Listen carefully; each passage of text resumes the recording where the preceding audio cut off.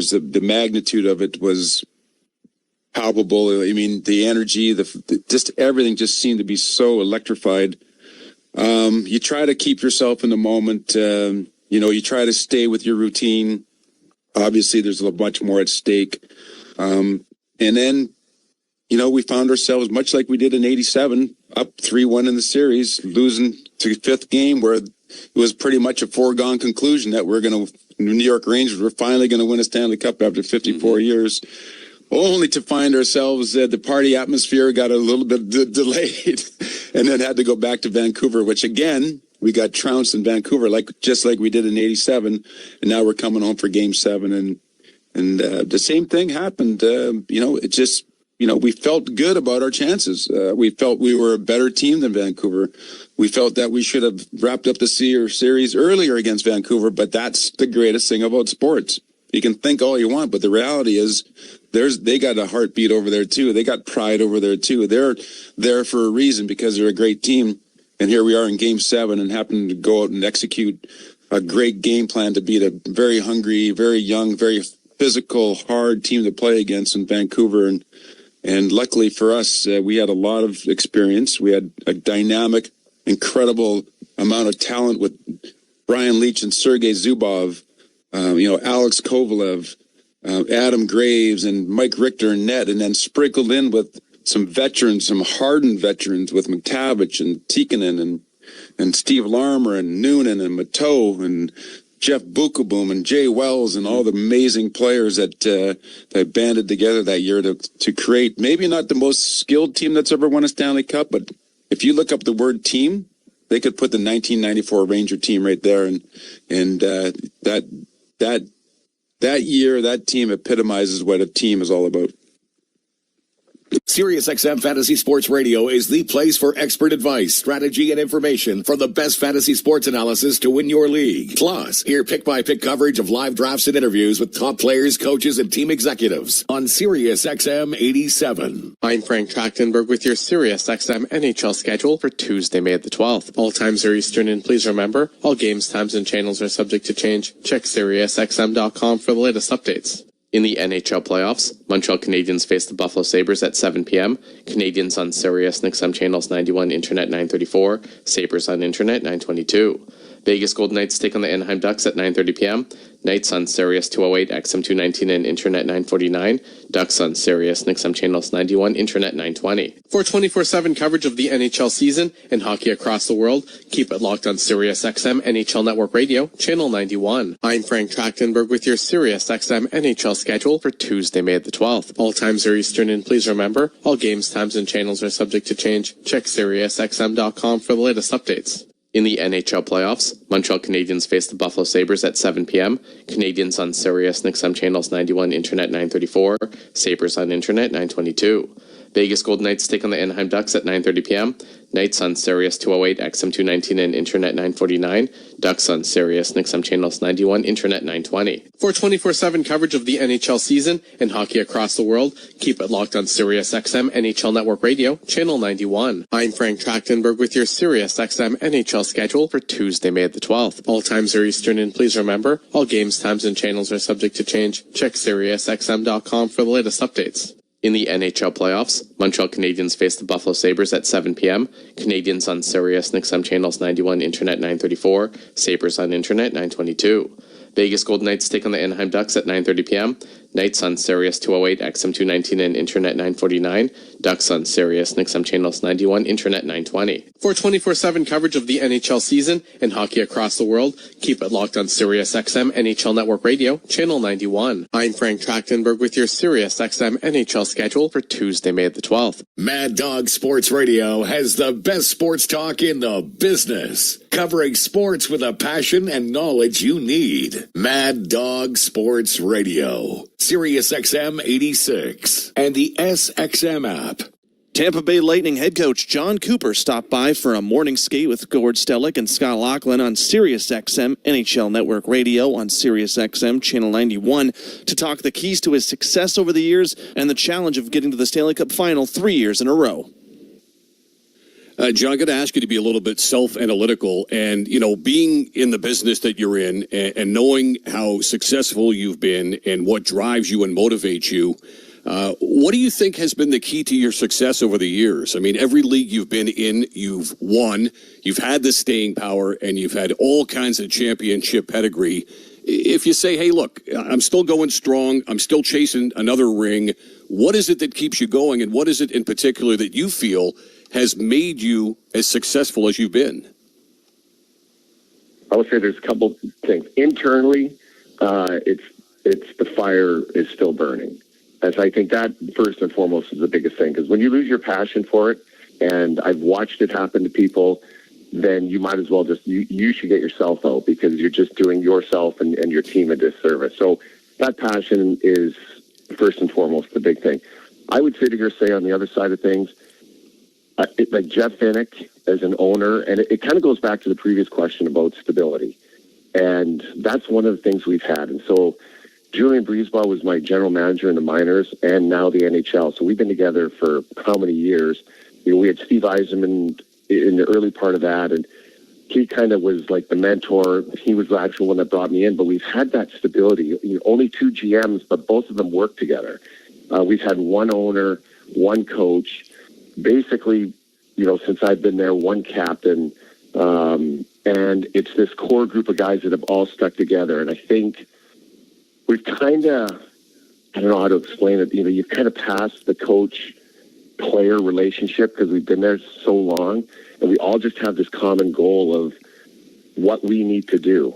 And there's a lot of pride, a lot of passion with the group of guys we have, and then Julian's done a great job of kind of filling in. And when I say fill in, it's like getting the Nick Pauls, getting the Brandon Hagels, guys that are still long-term guys, but that weren't, pseudo drafted into our system. And it's, we've been really fortunate that it's worked out the way it has, but I truly believe the stability, the belief, and the passion of the same group of people that have been together, and that's what's really helped us. It takes its toll, both physically and mentally, and I give our players credit, to come back and make the playoffs the next year, but, now we've been one and done for 2 years. We've had some breaks. We've had a little bit of turnover, and we need to get back. We need to get back to those, making some runs in the playoffs. And but I will sit here and say, I'd be remiss to say, those years, they do take a toll, and maybe it has taken a toll in the last, couple of years on us. And but I can tell now that, a couple of years of being bounced in the first round, it's just a different vibe coming in, especially this year of seeing all the players. And there's an energy I haven't felt in a while. And I think part of that is because we have been bounced, in the last 2 years.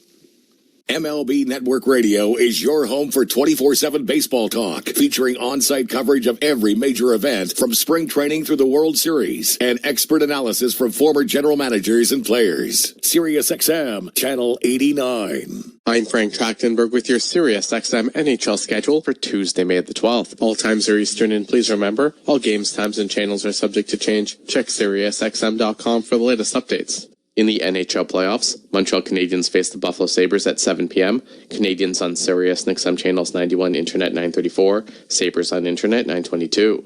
Vegas Golden Knights take on the Anaheim Ducks at 9:30 p.m. Knights on Sirius 208, XM 219, and Internet 949. Ducks on Sirius and XM channels 91, Internet 920. For 24/7 coverage of the NHL season and hockey across the world, keep it locked on Sirius XM NHL Network Radio, Channel 91. I'm Frank Trachtenberg with your Sirius XM NHL schedule for Tuesday, May the 12th. All times are Eastern, and please remember, all games, times, and channels are subject to change. Check SiriusXM.com for the latest updates. In the NHL playoffs, Montreal Canadiens face the Buffalo Sabres at 7 p.m. Canadiens on Sirius and XM channels 91, Internet 934, Sabres on Internet 922. Vegas Golden Knights take on the Anaheim Ducks at 9:30 p.m.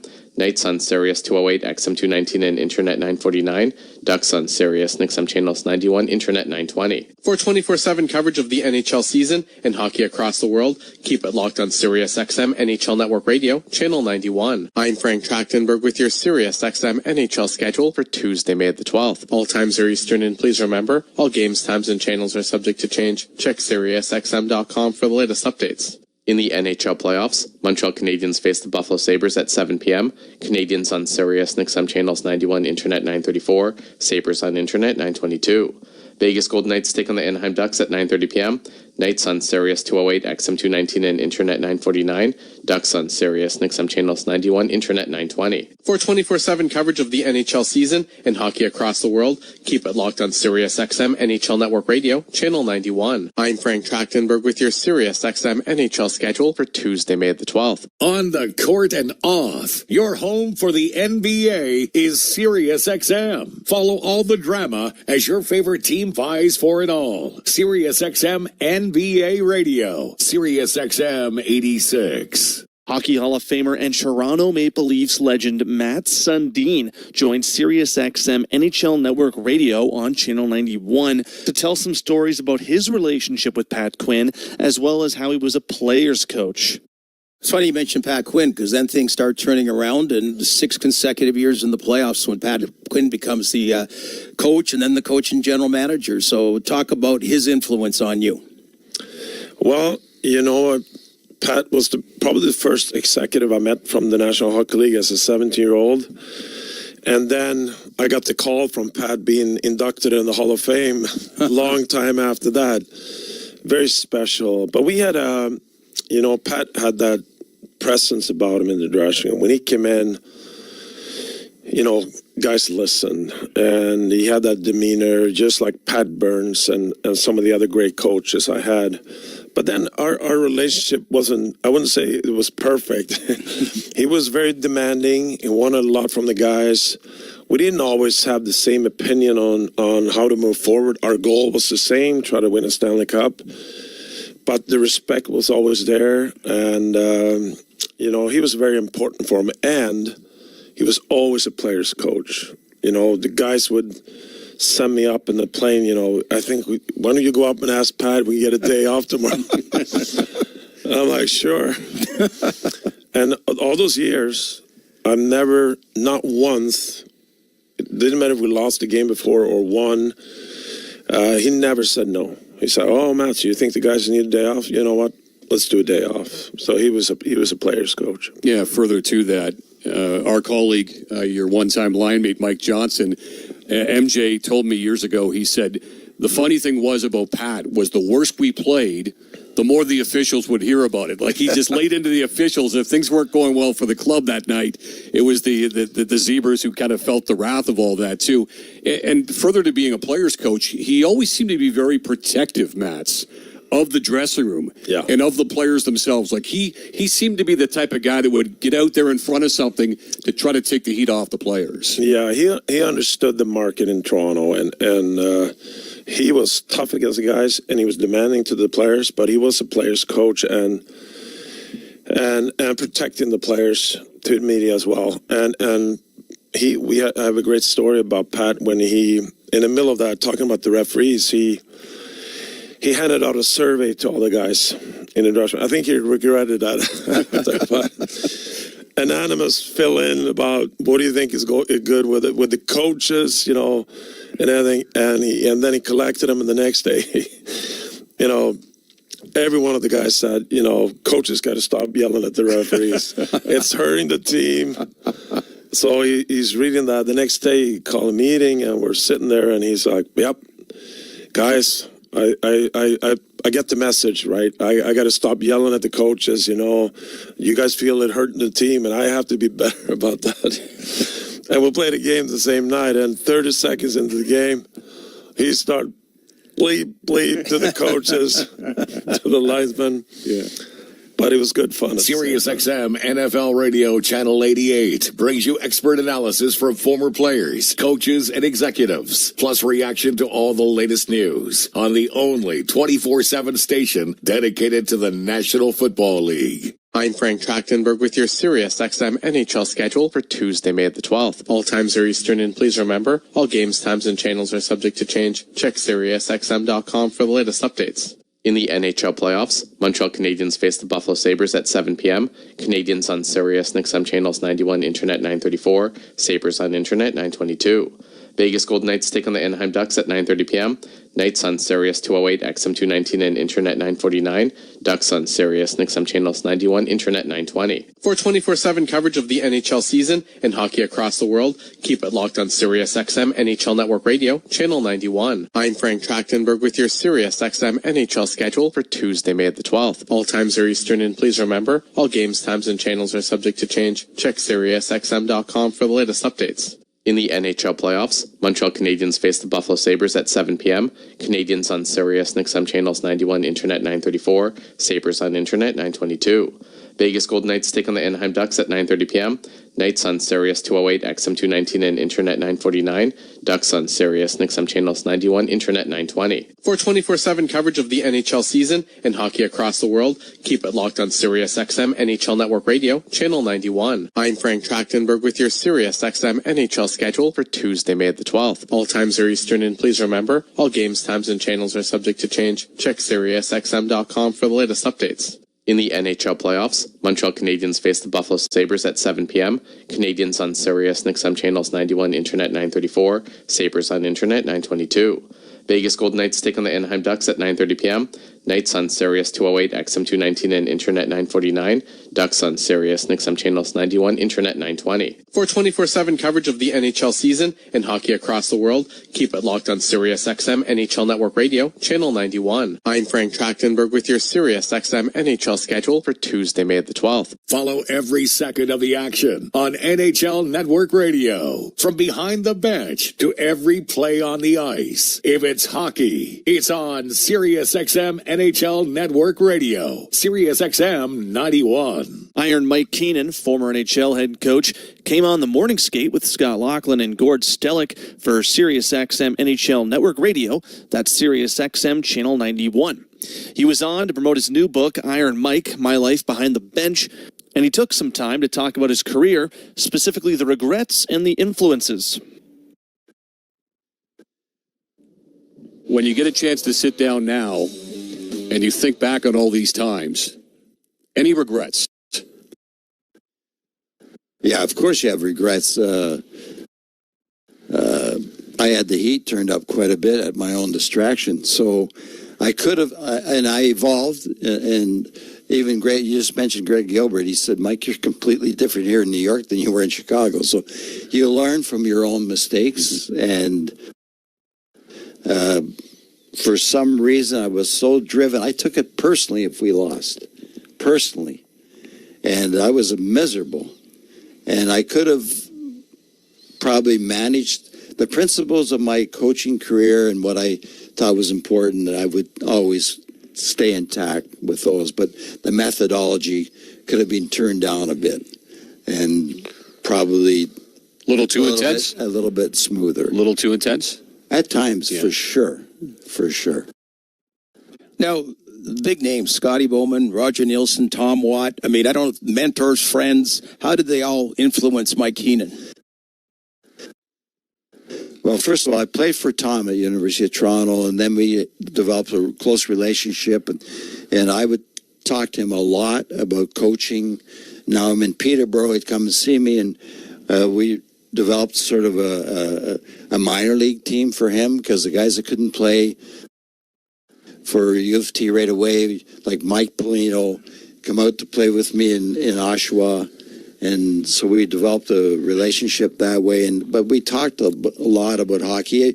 He taught me more about hockey than anybody else. And then Roger and I had a relationship through Peterborough.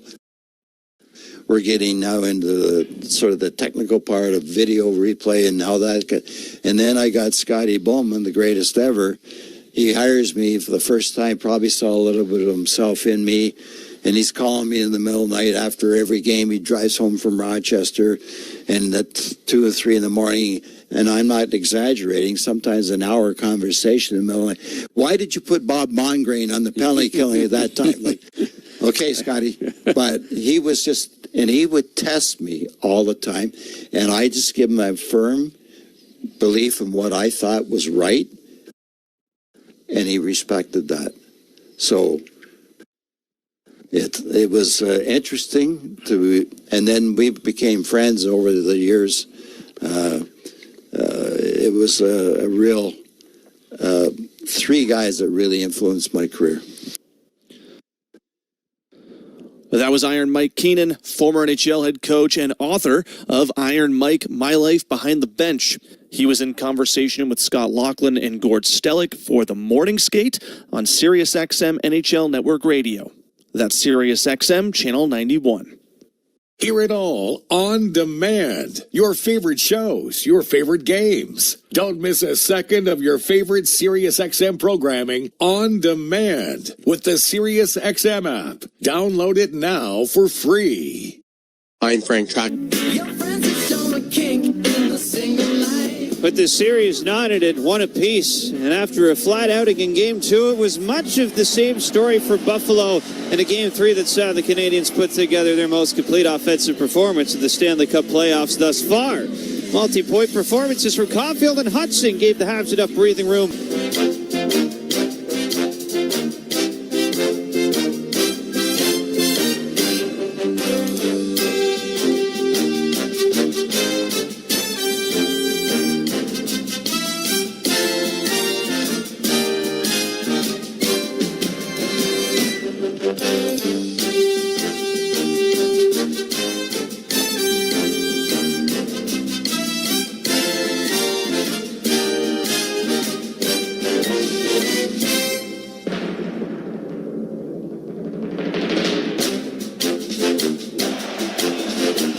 Ladies and gentlemen, welcome to another edition of Habs Hockey, Stanley Cup Playoff, Habs Hockey on TSN 690. Welcome inside the Bell Center. We are ready to go on this May the 12th, 2026 for Game 4 in the second round between the Canadiens and the Sabres. Victor Finley alongside Sean Campbell tonight on the call. Sean, this is a pivotal game of the series.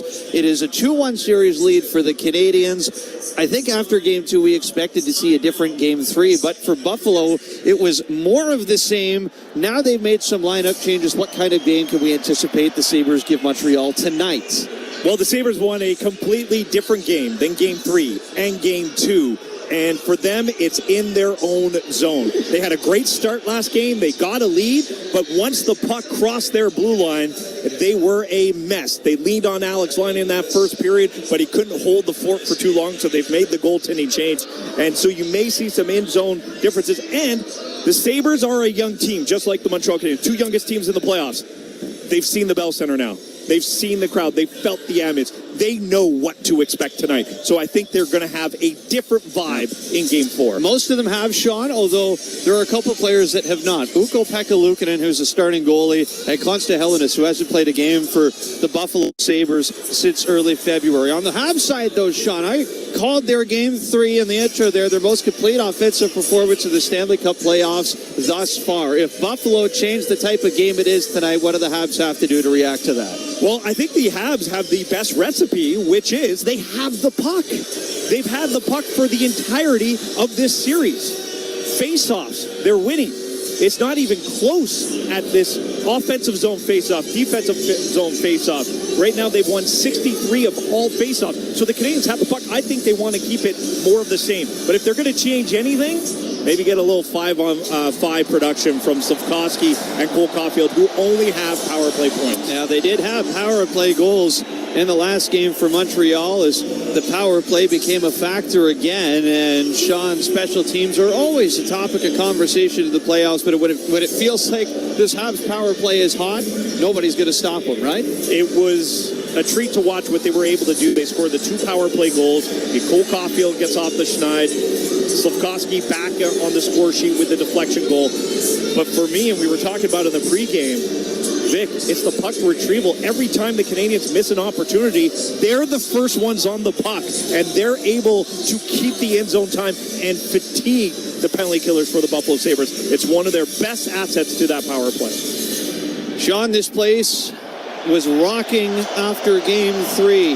Jakub Dobiš did the post-game interview, and you couldn't hear yourself think. And tonight, we expect much of the same. It will be Guy Carbonneau carrying the torch through the concourse towards ice level tonight in Montreal. And as he brings the torch through, we'll hand it off to the crowd of 21,000 plus tonight to set the stage.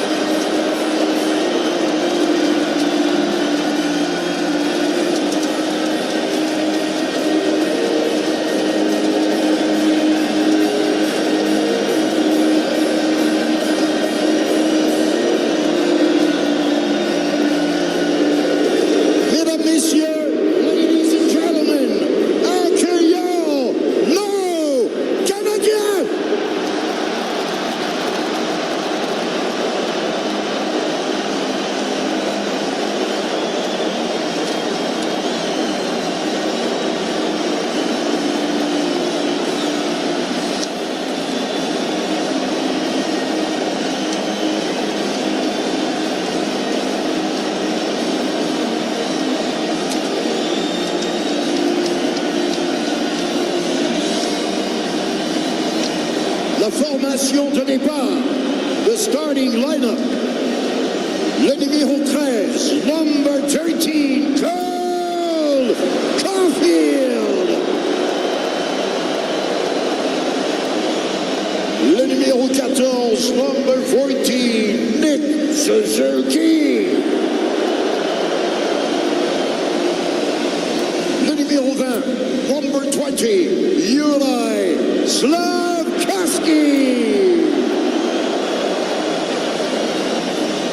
Le numéro 48, number 48, Lane Hudson. Le numéro 53, number 53, Noah Dobson.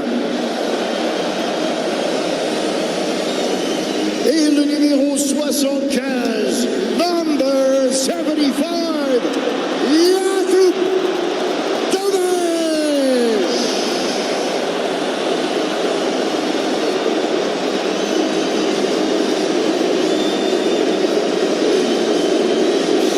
Huge pop tonight for Jakub Domic, and that's what you get when you make 58 consecutive saves in third periods in the Stanley Cup playoffs.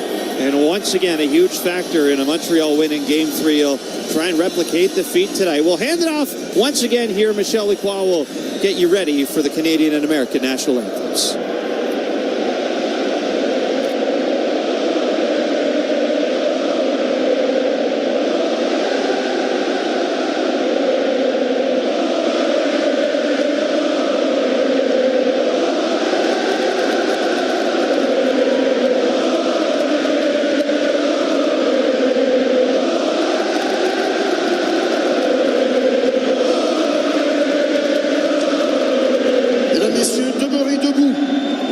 Chapeaux et casquettes pour l'interprétation des hymnes nationaux par Gideon Zellermeyer, accompagné alors que par Tian Biebel. Ladies and gentlemen, please rise. Remove your hats and caps for the national anthems performed by Gideon Zellermeyer, accompanied on the organ by Tian Biebel.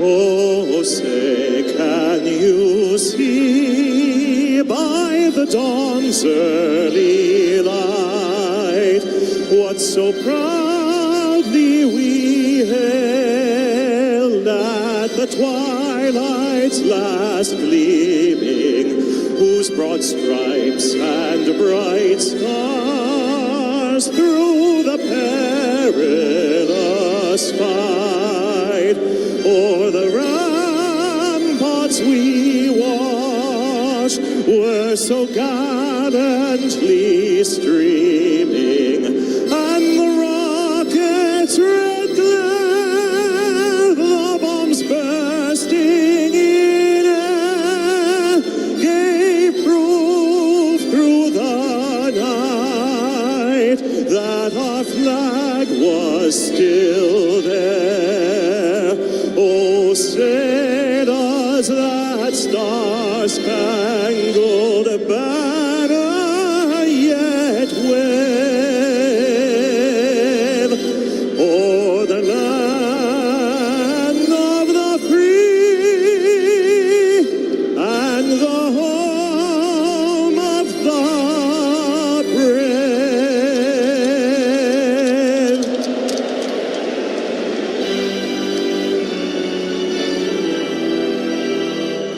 Oh, Canada, terre de nos aïeux,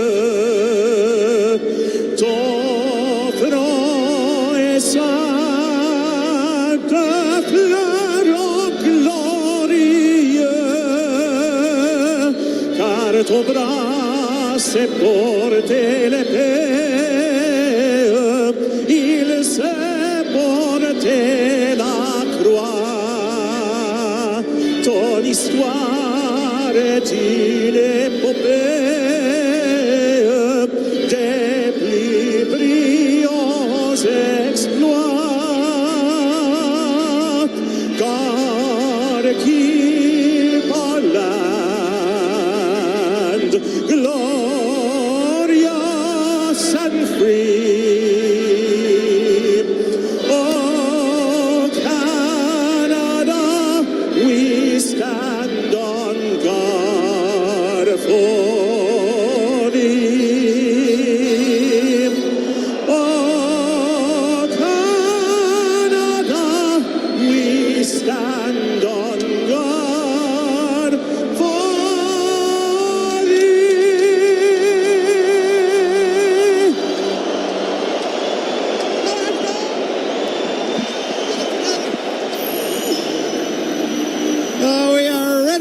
minute to go from Bell Center in downtown Montreal. It is Game 4 in this best-of-7 series with the Habs at a 2-1 advantage through 3. Starting netminders tonight, we will begin on the Buffalo side. A new face with Ukko-Pekka Luukkonen out of Espoo, Finland. Played Game 1 versus Boston and then was pulled in Game 2 and has not played since. That was back on April 21st. As he'll get the start over Alex Lyon tonight. And Jakub Dobiš has started every single one of Montreal's 11 playoff games so far, rightfully so. 2 goals against or less, 5 of his last 6 for Montreal. Canadians will be moving from right to left off this opening face-off, and they will start out with Suzuki, Caulfield, and Juraj Slafkovsky. No changes tonight for the Montreal Canadiens. Of course, new goalie for Buffalo. Luke Schenn is in the lineup as well for Logan Stanley. Carrick is also out for Konsta Helenius. And we will see the young Finn at some point here for Buffalo as they win the opening face-off with Norris on the ice, joined by Zach Benson and Josh Doan as this line stays intact. Buffalo into their own zone with Matthias Samuelsson. And move it up the near side all the way out through center. And he's iced the puck here, so we get our first stoppage 20 seconds into play, Sean Campbell. Well, we looked back to Game 3, and for the Canadians, it was almost a perfect game, except for the first shift of the game, where they gave up a goal. And already a good start, forcing an icing for the Sabres, and the Canadians will keep their top line out there, looking for possession off the draw with the faceoffs. Nick Suzuki, offensive zone, defensive zone. He's having one of his best stints in the faceoff circle right now. Difference between this game and last game, though, too, was Buffalo started their Tage Thompson line in Game 3. They have opted to not do that tonight. Habs win the ozone faceoff. Back to Hudson. Far side, Slafkovsky tried a shot, couldn't get it through Samuelsson.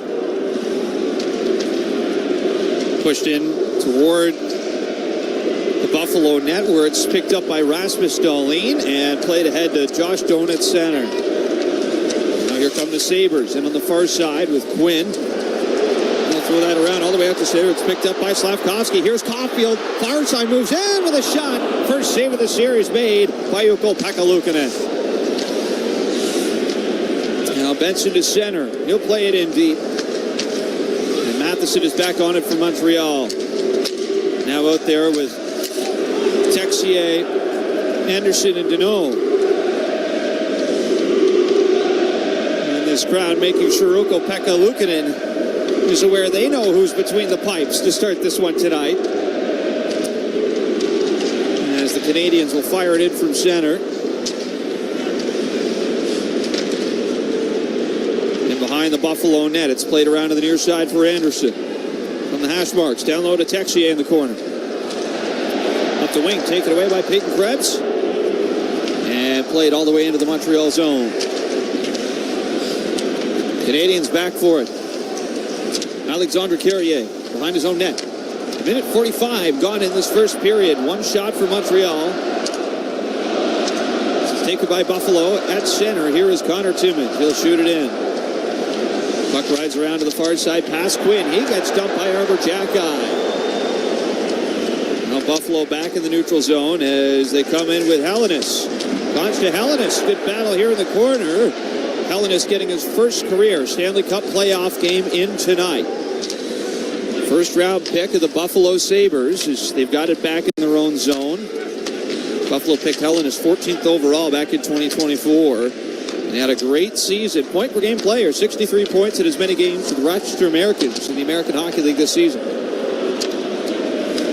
Buffalo in their own end. Matthias Samuelsson plays that ahead down the left side. It takes a deflection and goes out of play into the Sabre bench.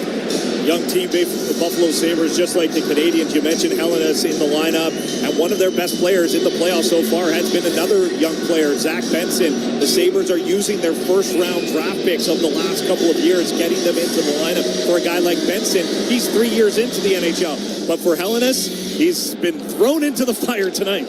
That he is, Sean. It's his first NHL game here since February 5th. He played against Pittsburgh. Played just over 8 minutes in that game before he got sent back down and never came up after the Olympic break. Sabres in the offensive zone. Samuelsson with a hard drive that hit bodies in front. Back to the far side. It's nudged out to center by Montreal.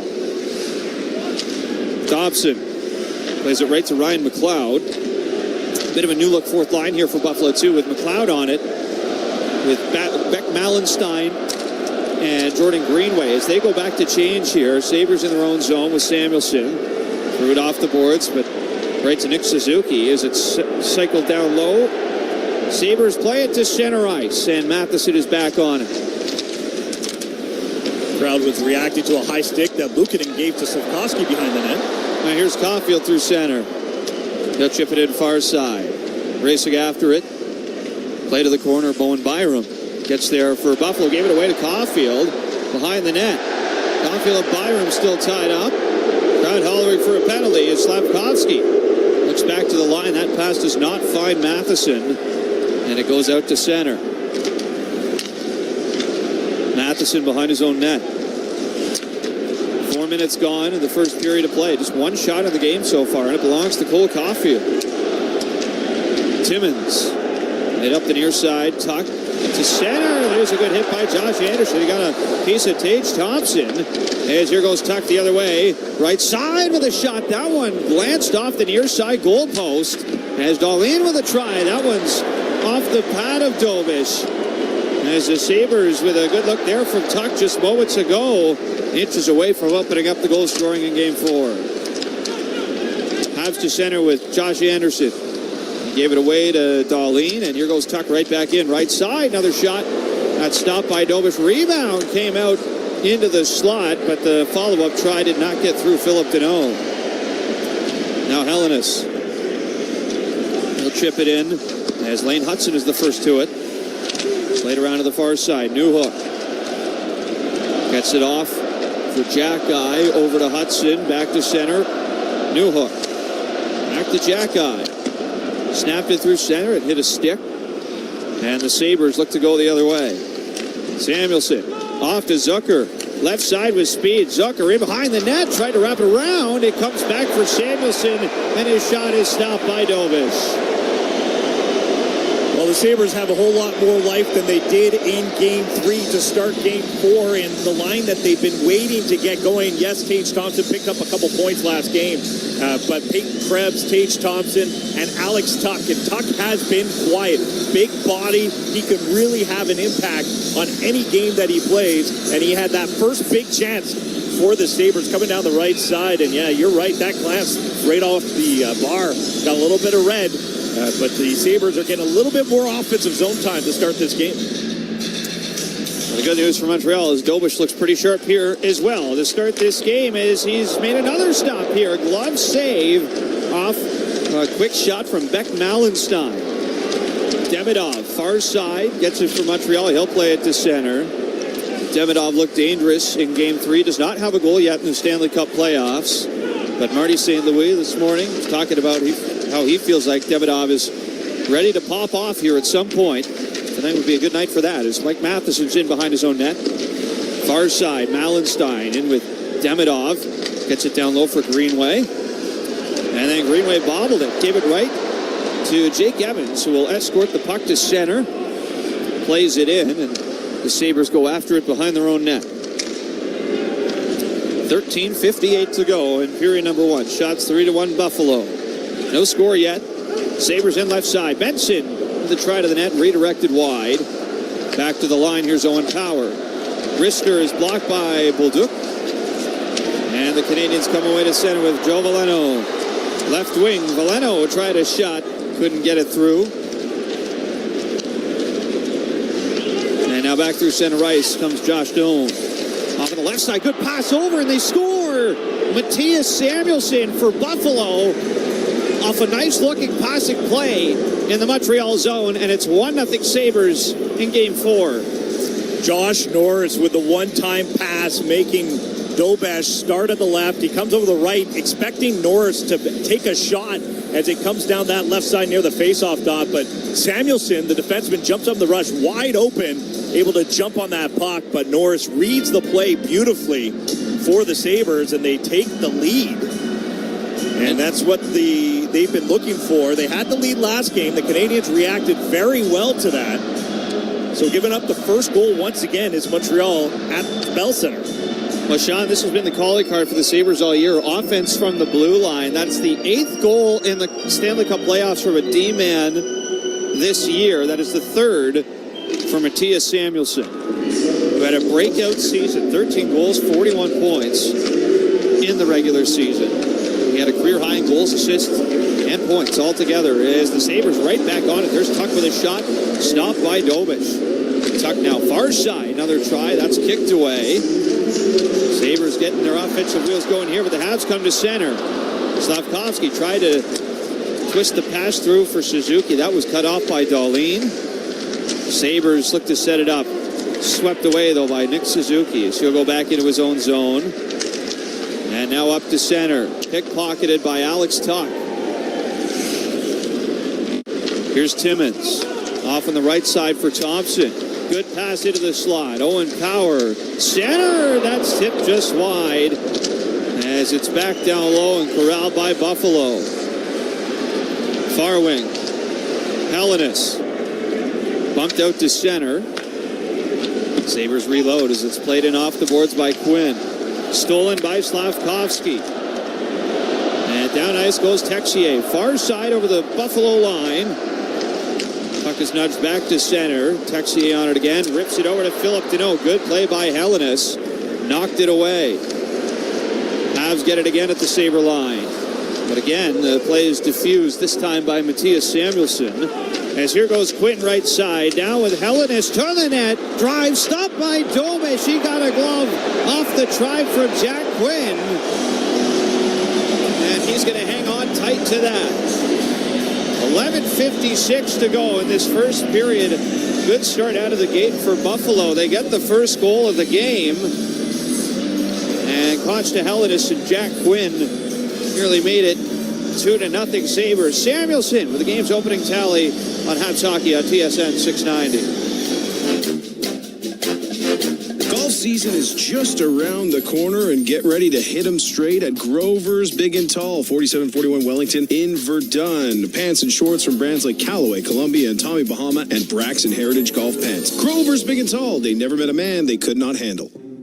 Abrysvo is an RSV vaccine. 60 or over? Talk to your healthcare provider about Pfizer's Abrysvo. Visit abrysvo.ca. Here, we like to keep it fresh because Tim's coffee is brewed fresh every 20 minutes. Whether you're on the go or at your desk, it's always the perfect time for Canada's favorite coffee. Made with 100% premium Arabica beans. It's time for fresh. It's time for Tim's. Buying, selling, upsizing, downsizing, or investing? Trust an expert who truly knows the market. Meet Wayne Buse with Royal LePage Village. Turn your real estate goals into reality. Call Wayne today at 514-912-4910. The biggest superstar in country music, Luke Combs, presents his My Kind of Saturday Night Tour with special guests, May 29th and 30th at Parc Jean Drapeau. Tickets on sale now at lukecombs.com. Canadiens Hockey is presented by SOR Insurance. You deserve the best broker there is. SOR Insurance, official damage insurance partner of the Montreal Canadiens. Enjoy the game. 11:56 to go in the first period at Bell Center. It's a 1-0 lead for Buffalo. And Sean, we have seen the Sabres look dangerous out of the gate tonight. The defenseman in particular, one of them already has a goal, Mattias Samuelsson. Yeah, Samuelsson gets a goal on that last chance in which Dobish makes a save on Hellenis. The rebound seen in the crease. Who's in the crease? Samuelsson. He was driving the net as well. This shift prior to that, Owen Power breaks down the left side trying to make a cross-crease pass over to Connor Timmins. Both defensemen were in by the goal line. Clear indication that Lindy Ruff wants to amplify this team's offense by using that blue line. And we have a penalty here, Sean. Oh. How about that? We don't have a penalty. We've got a review here to see if the Sabres actually got a goal.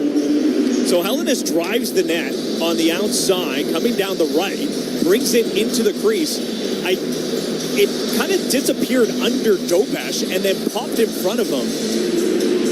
And did it pop into his glove? And how deep was Dobish's glove in past the goal line? Now we're having a look at the overhead here on our monitor. Now, if the puck is in the webbing of Dobish's glove, I think the Sabres have a goal here, Sean. So Quinn comes in and picks up the rebound. He backhands it into Dobish's glove. I think this is going to be a goal shot. We have the overhead view, and now you have to determine where the puck is in the mesh, and it looks like it's past the red line. That one is far clearer cut to me than the play with Anaheim and Buffalo. If you remember that from Anaheim and Edmonton for the first round. I think this is a goal 10 times out of 10. And then that's with Dobesh making the initial save on Hellenis. Rebound sitting about 2 feet in front of its pad. Now we just saw another overhead But then that angle that we're looking at, is it over the crossbar? Right. Is it a direct link?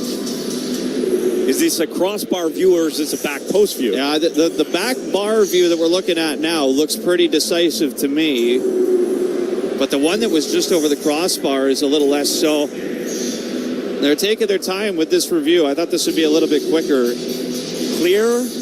They called no goal. There's no indication on the ice. Well, yeah, there was no call on the ice to begin with. You have to have a clear indication that goes in. You can see that it's in the back of its netting, but how deep is that glove in comparison to the red line? And do they have clear evidence that his glove was... Each angle that we're given above doesn't seem to be coming from the crossbar. It comes from the back bar, which creates a slight angle that can't give you 100% certainty, even though you and I, with common sense, both believe that did cross the goal line.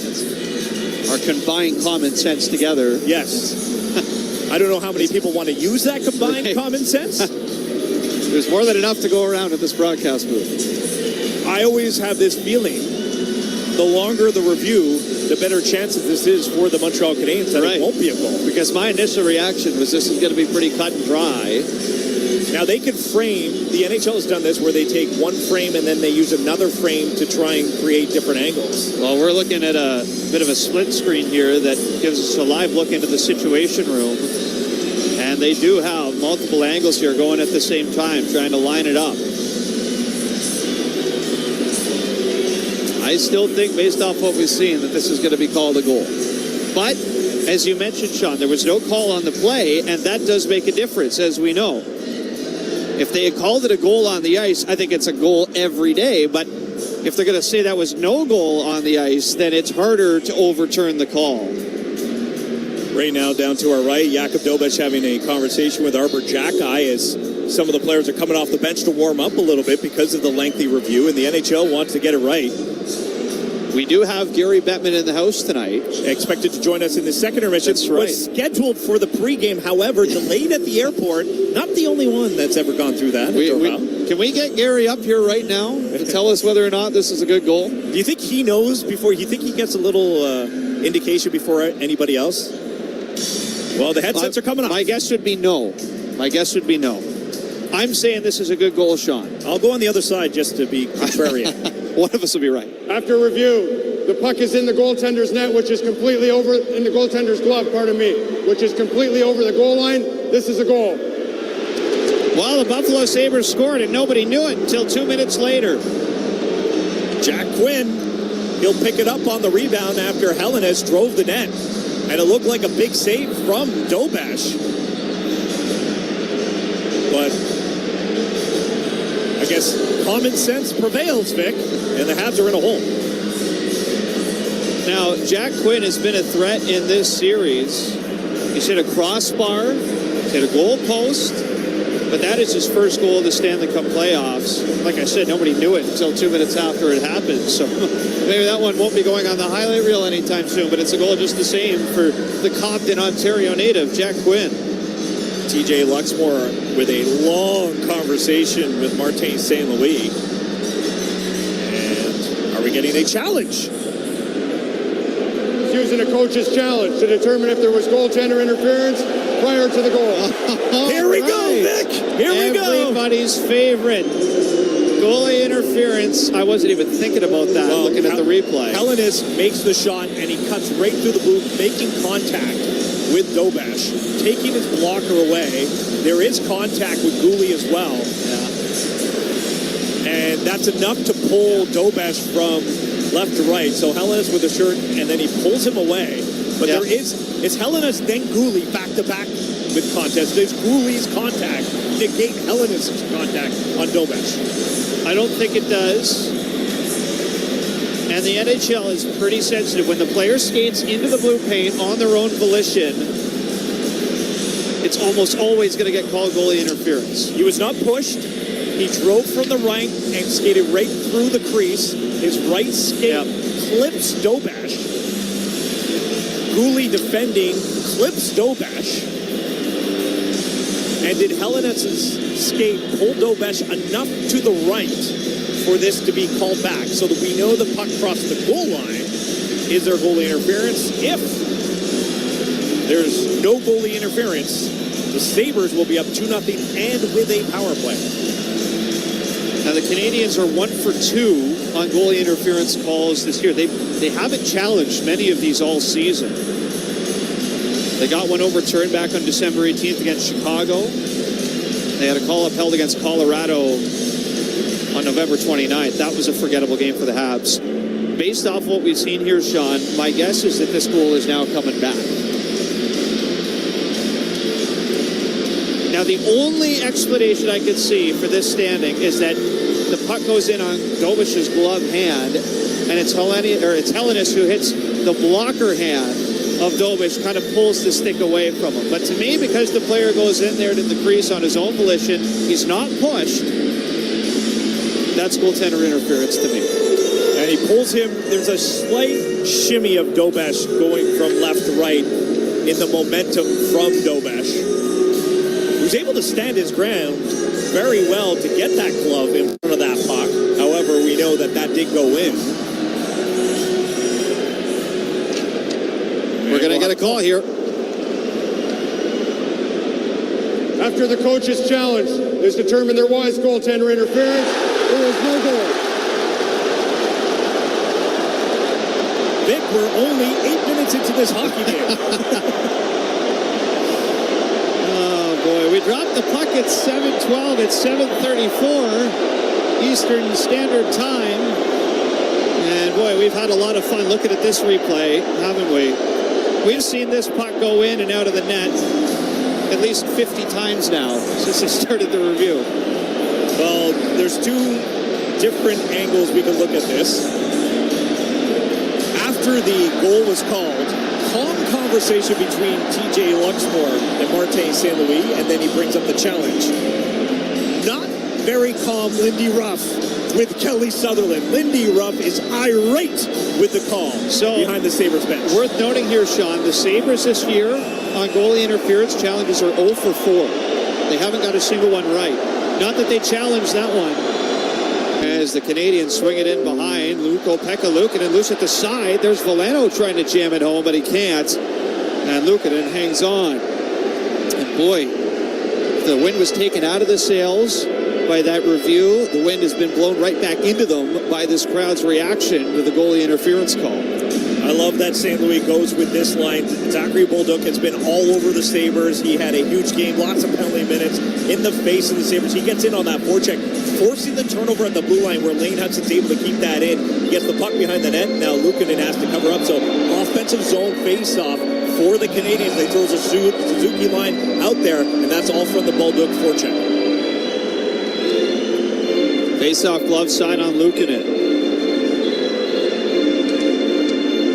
Suzuki's going to get tossed, so it's Norris versus Slavkovsky, and the Sabres win it back. Played off the boards, up to center. Josh Doan tries to pass that to his right. That's cut off by Slavkovsky. And here he goes, through center ice. Over the line with speed, tried a wrister. That was blocked by Owen Power. Back in front, and Ukko-Pekka Luukkonen redirects the pass, and it goes high out of play with 11:13 to go in this first period. See on the Canadiens breakout, just that quick little reset, Slavkovsky brings it back to Hudson, and that allows Slavkovsky to loop around and pick up speed blue line to blue line. He likes to change the angle of the puck, but lately in this series, 5-on-5, he hasn't been able to let that shot go. Just on that play, he banged on it once again, but Slavkovsky's getting close. He's got 4 goals on the power play. Philip Deneau in for the face-off for Montreal. Krebs for Buffalo as they battle for it down low. This will be picked up by the Sabres. Texier trying to wrench it free from Alex Tuch, and he does. To the line. Here's Dobson with a shot. That's in and out of the glove of Luukkonen and cleared to center by Buffalo. Dangerous rebound right in front of him. Canadians just couldn't find it. Habs back in their own end. Dobson down the left side to Texier. Broken up by the Sabres. Here's Tage Thompson. Given away right to Dobson as it's skated in behind the Canadiens net by Mike Matheson. Habs will complete a line change. As Mike starts ahead to center. Short pass for Ivan Demidov. He'll slide it in the rest of the way. Canadians pick it up to the line. Matheson shot off the crossbar and it goes flying out of play as Mike Matheson nearly ties this game at 1. 10th time in these playoffs that the Canadians have hit a crossbar or post. Matheson wired that past Luukkonen, who's still looking for it. Leading the way, Cole Caulfield with 2 posts and a crossbar. Matheson already with a goal in this series. As we will line up blocker side on Luukkonen. Newhook in for the faceoff. Versus McLeod, and it's won back by Montreal. Matheson at the line. Left side wing, Demidov. Bothered here by Bowen Byram.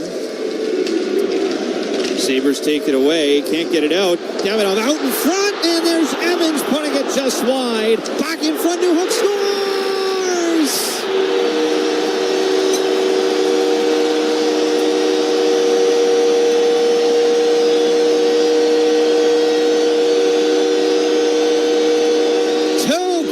Chances for Montreal, and Alex Newhook continues to have the hot hand. He has tied the game at 1 goal apiece in period number 1.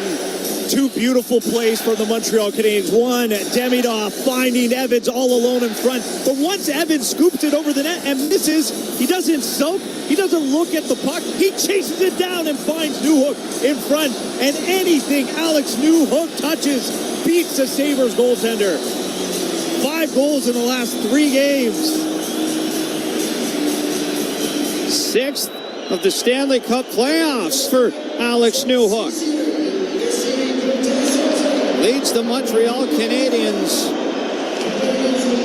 And we've got ourselves a 1-1 tie. Newhook from Evans and Demidov at 10:07 of period number 1. Habs into their own zone.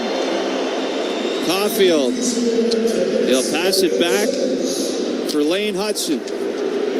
Now at center, here's Slavkovsky. Hands off. Caulfield down the wing, snapped it high. That might have gone off a stick and over the glass out of play. Hot start for the Sabres, but they're looking shaky now. The Habs get the benefit of a successful goaltender interference challenge, and Alex Newhook pots another one to tie this game at 1 goal on Habs Hockey on TSN 690. The Montreal Canadiens Fan Jam, presented by Lacache, comes to life for the playoffs. Be there for the biggest outdoor party in the city, featuring tattoos, a barber, food, drinks, and more. Rain or shine, join us at the Canadiens Plaza next to the Bell Center before home games only.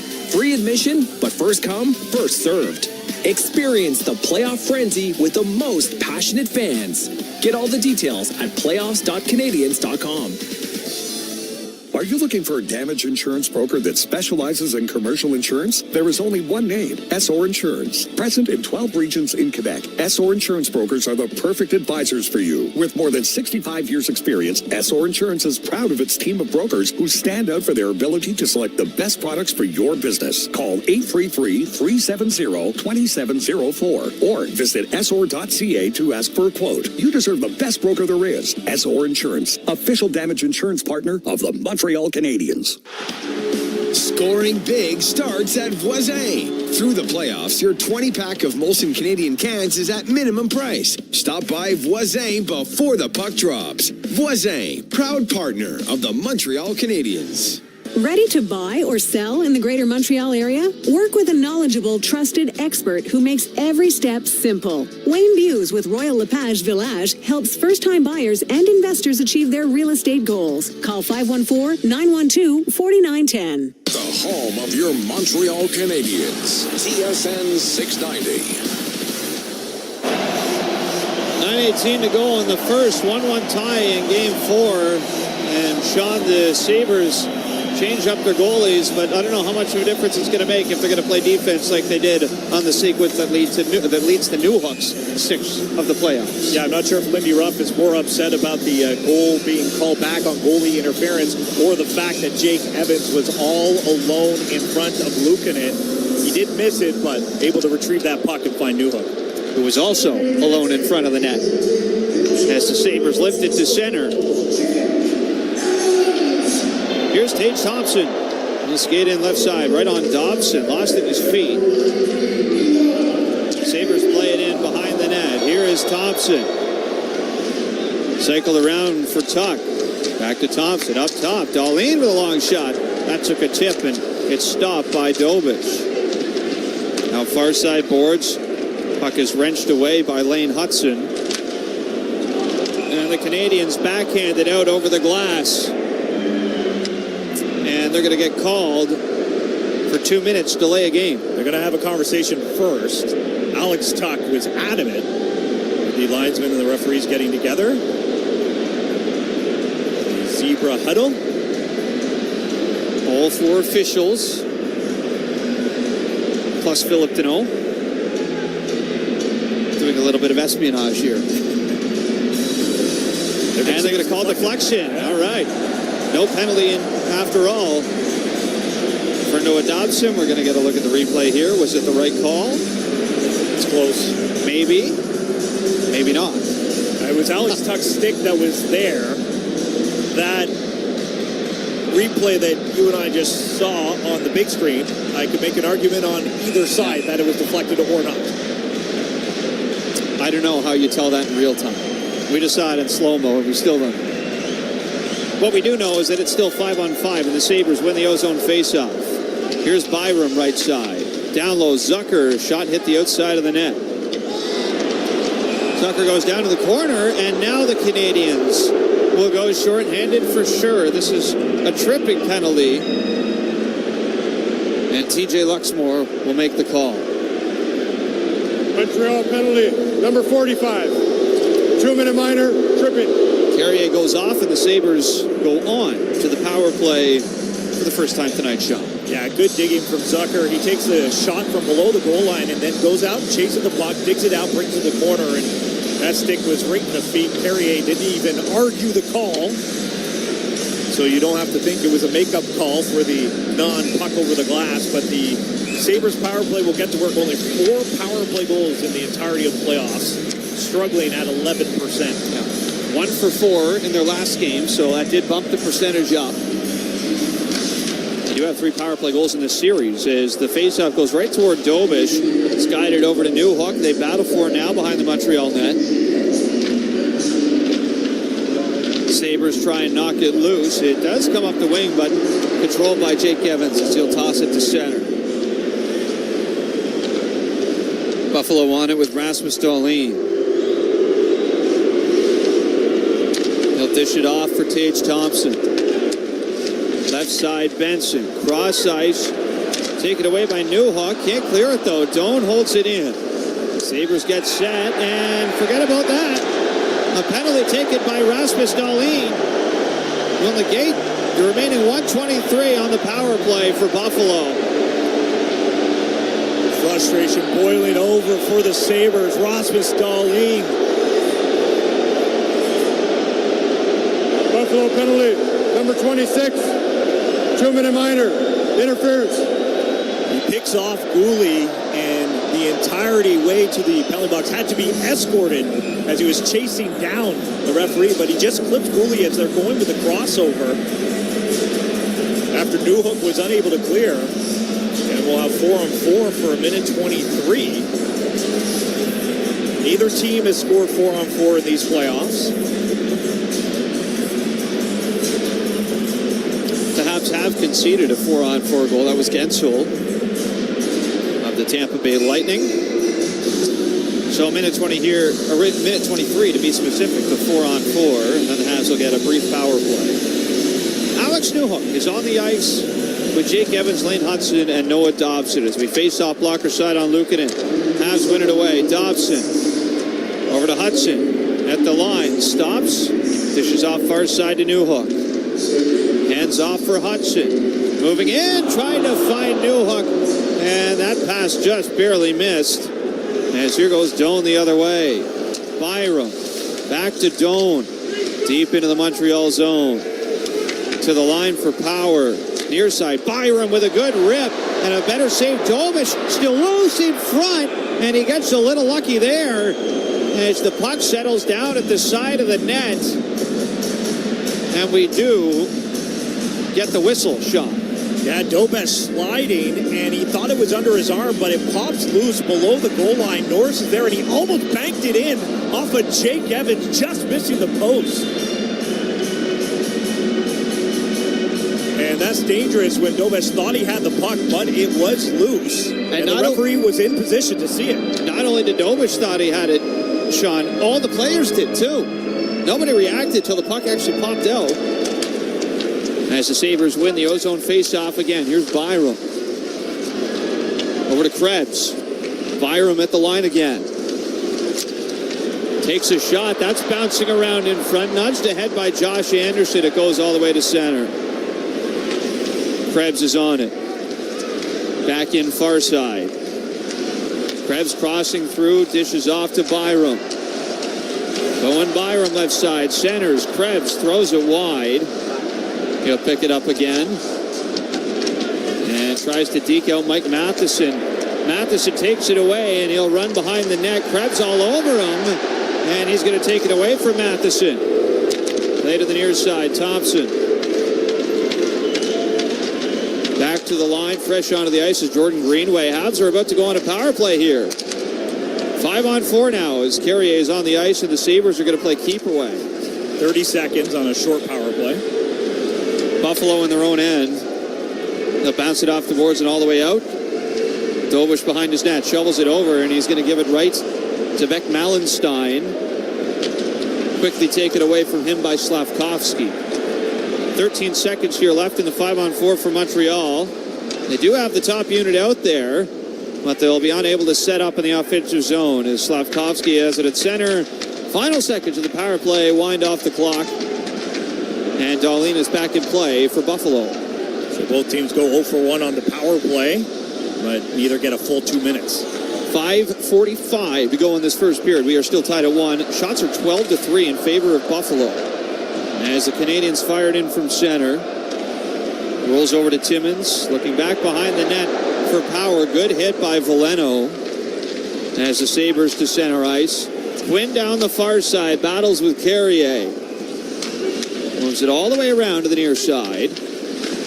Consta Hellenis with Jason Zucker.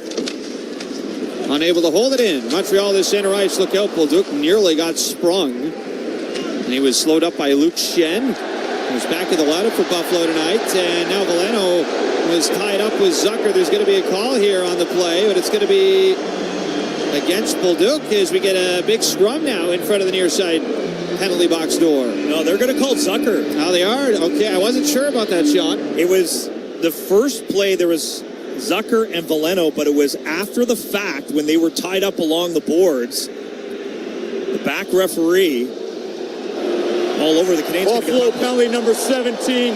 2 minutes for roughing. So we're going to call it roughing on Zucker, and that'll be Montreal's second chance officially on the power play. First full 2 minutes. When we come back to Habs Hockey on TSN 690.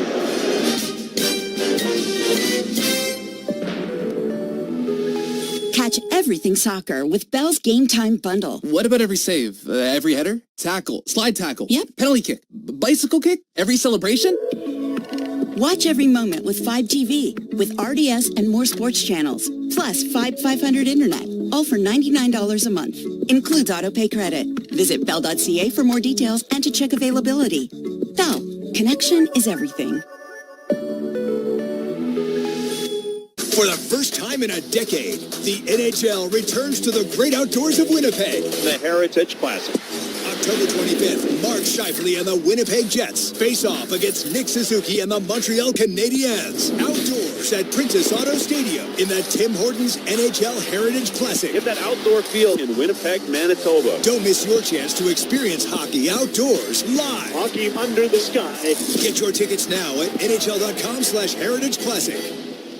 When you choose the STM to get to an event, you aren't just riding public transit. You're riding a wave of collective energy with fans just like you all the way to the big event. Heading to the Bell Center? No need to put your whole day on ice. With public transit, you won't have to worry about traffic or parking. A trip to Lucien Lallier or Bonaventure Station gets you right to the heart of the action.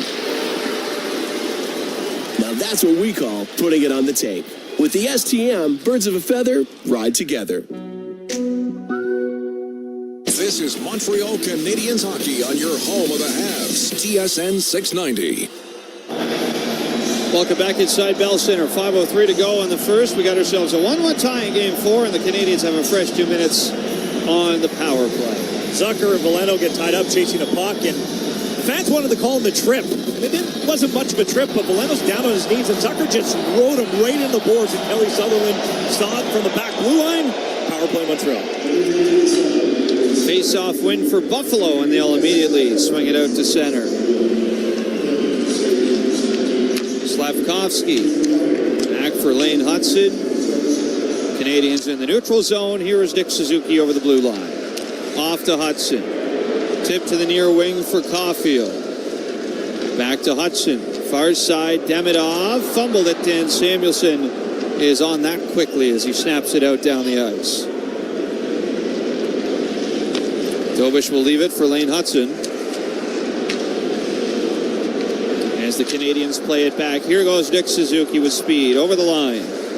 Off to Slavkovsky. Nick Suzuki down low. Up high, here's Hudson. Far side, Demidov shot. Oh, that stayed off the goal line as the net came off.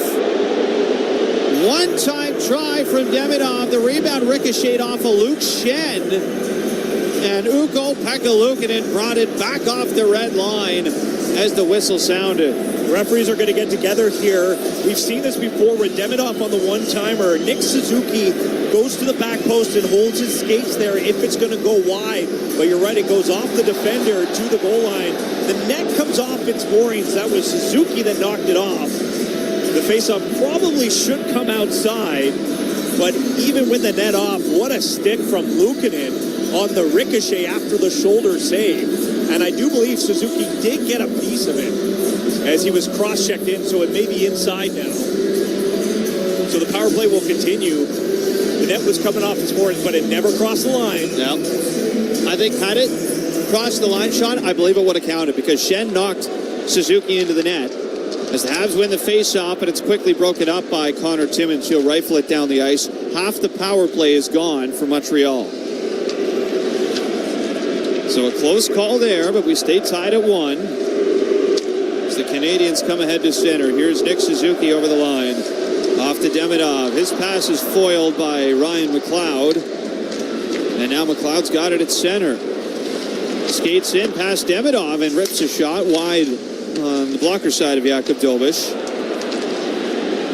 Canadians come ahead to center. Here's Slavkovsky now. Into the Buffalo zone. Drops it off. Suzuki at the line. Far side, Dobson in front, trying to connect with Kirby Dach. That just missed. Bit of a hybrid unit here for Montreal with Dach and Dobson on the ice. Slavkovsky far side, bothered by Beck Malenstein.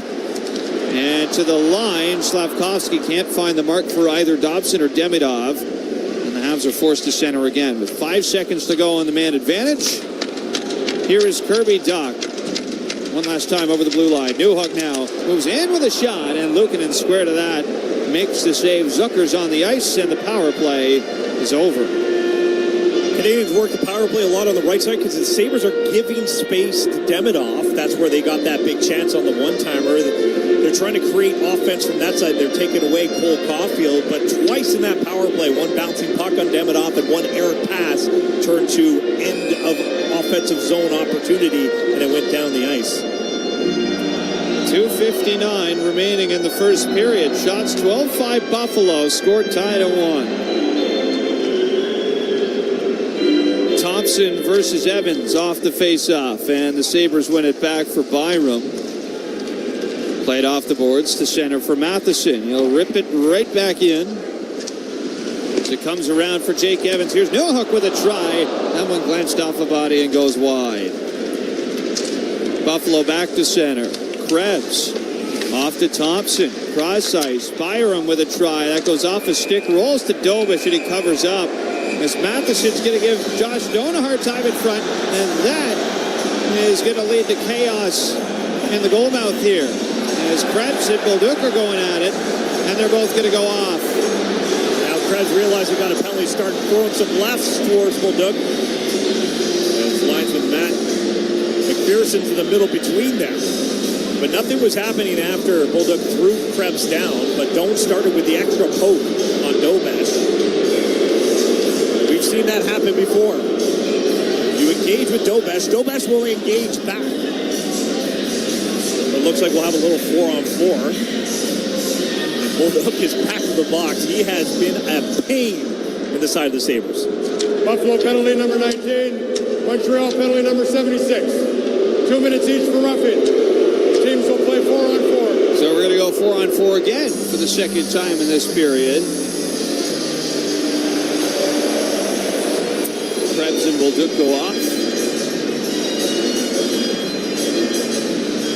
Pair of scrappy players, of course. Bolduc is out at Trois-Rivières. Played in the QMJHL, won a Memorial Cup with the Quebec Ramparts. Peyton Krebs out of Calgary, Alberta. Played with Winnipeg and Kootenay in the Western Hockey League. And was quite the player. The Western Hockey League Player of the Year in 2021. That was the bubble season for the Western Hockey League. And also, Peyton Krebs was a big part of the Jack Eichel deal. Yes, he was. He was the big piece coming back the other way. The bubble years in junior hockey, Vic, and I know that it'll flash back for you. We didn't get one in the OHL. Your got wiped off. It was so hard to judge heading into the draft that year. That's right. Because you didn't see enough of these players, or the scouts only saw video when they were 16 years old. And these players, at that age, need the games. Face off to the blocker side on Dobish here. Jake Evans in to take it for the Canadiens versus Josh Norris. Norris wins it back. Dahlin ends up playing it out to center. Dahlin into his own zone. Gave it away. Here's Hudson trying to pass it over, and Dahlin made up for his mistake. He broke up the feed intended for Jake Evans. Now Dahlin to center. The James Norris nominee brings it in and passes off for Josh Norris. Here's his shot from Tuck, missed the mark, and Hudson's away to center. Far side moving in, hits the brakes, tries the shot toward the net, and that goes wide. As it looked like Lane Hudson might have a breakaway from center for a second, but the Sabres get back in time. Still 4-on-4 here for 1:10. Anderson got lucky. He got a piece of Lukin in it as he was driving the net. Referee kept his arm down. Sabres far wing. Here's Bowen Byram and passed it back into trouble. It's just taken away by Caulfield. Tried to go short side. No luck there. 90 seconds to go in the first. Tied at 1. And the Sabres give it away again. Here's Caulfield at center now. Off to Matheson. Left side. Bothered though by Ryan McLeod. Spun around the boards and out to center. Again, puck management an issue for Buffalo tonight, as it has been through the first 3 games of the series. They've got it in their own zone. Here's Owen Power to center. Weaving in over the Montreal line. Off to Tage Thompson. Taken away by Carrier. Final minute of the first. 20 seconds to go on 4-on-4. Here's Matheson. Makes a beeline down the far wing. Good stick by Owen Power. Broke that up. Power zips it to center. Here's Consta-Helenius. Down the far side with a wrister. That's fired off the stick of Carrier and goes out of play. As Caden Gooley was dumped at the end of it.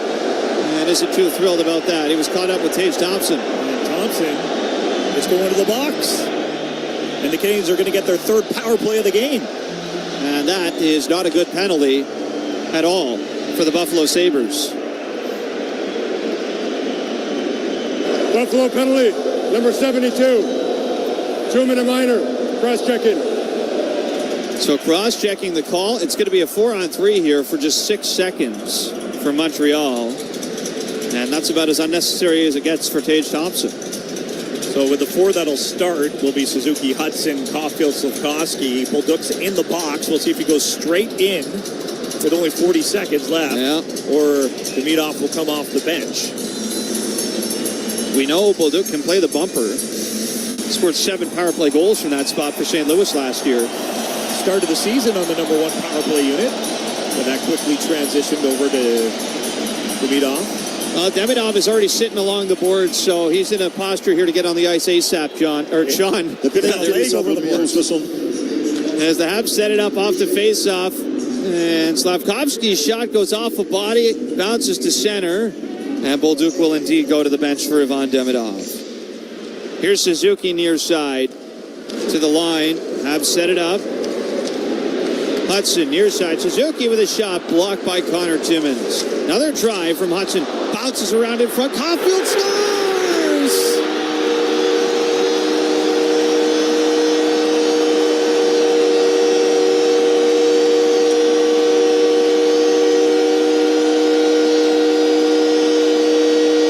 You just knew we were going to see those hands again. Caulfield in tight space. Finds a way through Ukko-Pekka Luukkonen. Late power play goal. Gives Montreal a 2-1 lead.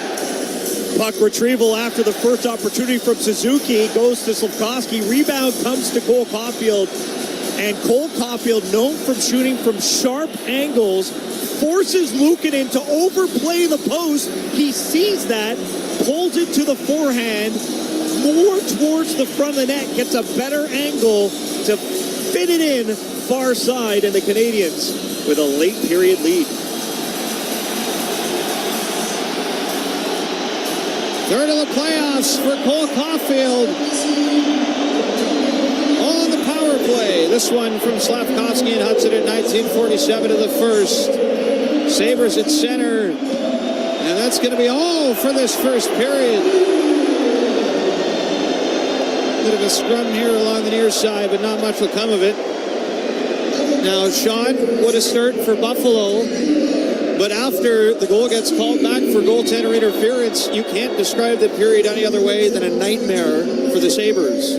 The frustration that started with Lindy Ruff behind the bench led to Rasmus Dahlin taking a penalty on Gouli, yapping at the refs all the way to the box. Tage Thompson cross-checking Gouli in front, goes to the box, yapping at the referees, and the Canadiens taking advantage of that. And Lindy Ruff walks across the ice on the blue line, staring down both Kelly Sutherland and TJ Luxmore. Hot start for Buffalo. Samuelson made it 1-0. We thought Norris Jack Quinn might have made it 2-0. It gets called back.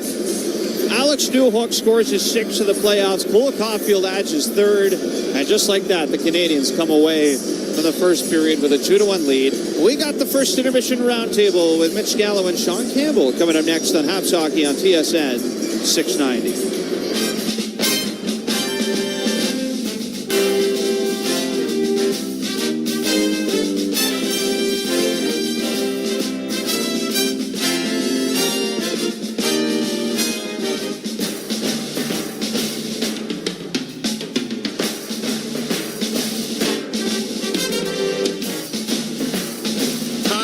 Dan Robertson, and I'd like to take the time today to talk about something I truly believe in. Campbell versus Gallo on TSN 690. Two men that define the word chemistry, a class they both failed in high school. With their powers combined, it's called Must Listen Sports Radio. It is all my favorite things. Campbell and Gallo. I support Campbell versus Gallo, and you should too. Weekdays 10 a.m. to 2 p.m. on TSN 690. This ad is paid for and approved by Campbell vs. Gallo and Unpaid Associates. Corporate events come alive at Mulligan's Golf Experience. Private simulator bays, an 18-hole putting game, premium drinks, and bistro-style food create the perfect setting for team outings, client entertainment, and group gatherings. Mulligan's Golf Experience in the West Island. Canadiens hockey is presented by SOR Insurance. You deserve the best broker there is. SOR Insurance, official damage insurance partner of the Montreal Canadiens. Enjoy the game. Duraseal Concrete Repair, foundation repair specialist with 30 years of experience. Waterproofing, French drains, concrete and foundation repair. Call 514-983-4569 or visit DurasealConcrete.com today to discuss your project and design a plan that meets all requirements. I've always wondered what kind of tires they put on the Zamboni. I bet they're not summer tires.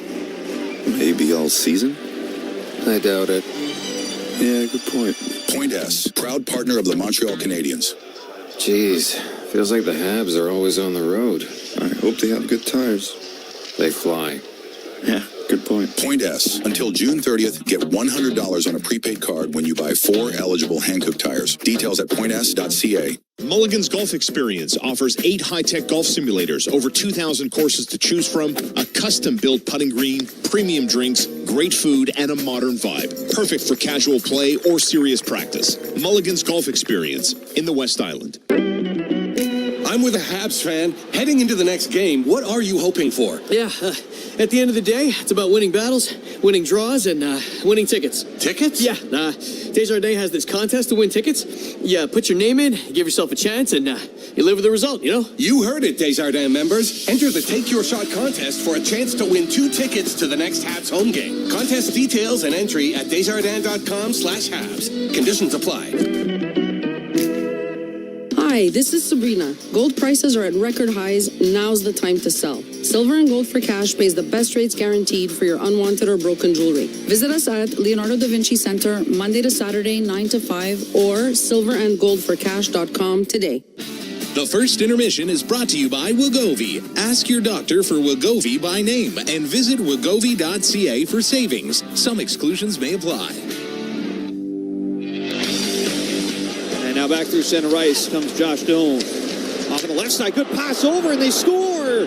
Matthias Samuelsson for Buffalo off a nice-looking passing play in the Montreal zone, and it's 1-0 Sabres in Game 4. After review, the puck is in the goaltender's net, which is completely over, in the goaltender's glove, which is completely over the goal line.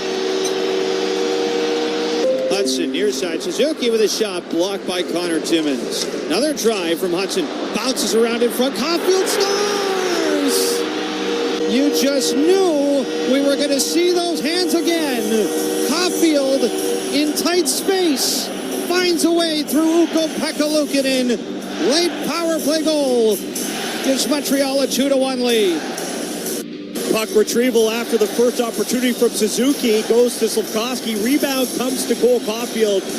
And Cole Caulfield, known from shooting from sharp angles, forces Luukkonen to overplay the post. He sees that, pulls it to the forehand, more towards the front of the net, gets a better angle to fit it in far side, and the Canadiens with a late period lead. Welcome back to Montreal Canadiens Hockey on TSN 690. I'm Mitch Gallo. I got Peter Vrionis back at TSN 690 studios and a couple guests here coming up on the first intermission roundtable. But the Montreal Canadiens with the Buffalo Sabres by a score of 2-1. After one period of play, your first period scoring summary, 6:32, Matthias Samuelsson with his third, Josh Norris and Josh Doan with assists. 10:08 on the first period clock. Alex Newhook scored goal number 6 from Jake Evans and Ivan Demidov. And then at 19:47, it was Cole Caulfield with a power play goal, his third of the postseason. The assists on that one go to Uri Slafkovsky and Lane Hudson. As I mentioned, it's time for the first intermission roundtable. Mitch Gallo, Peter Vrionis, and we have both Simon Salikis and Sean Campbell here in the broadcast booth at the Bell Center.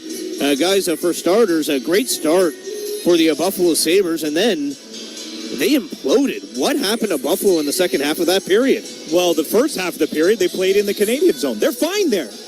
They're fine in the Canadiens' offensive zone.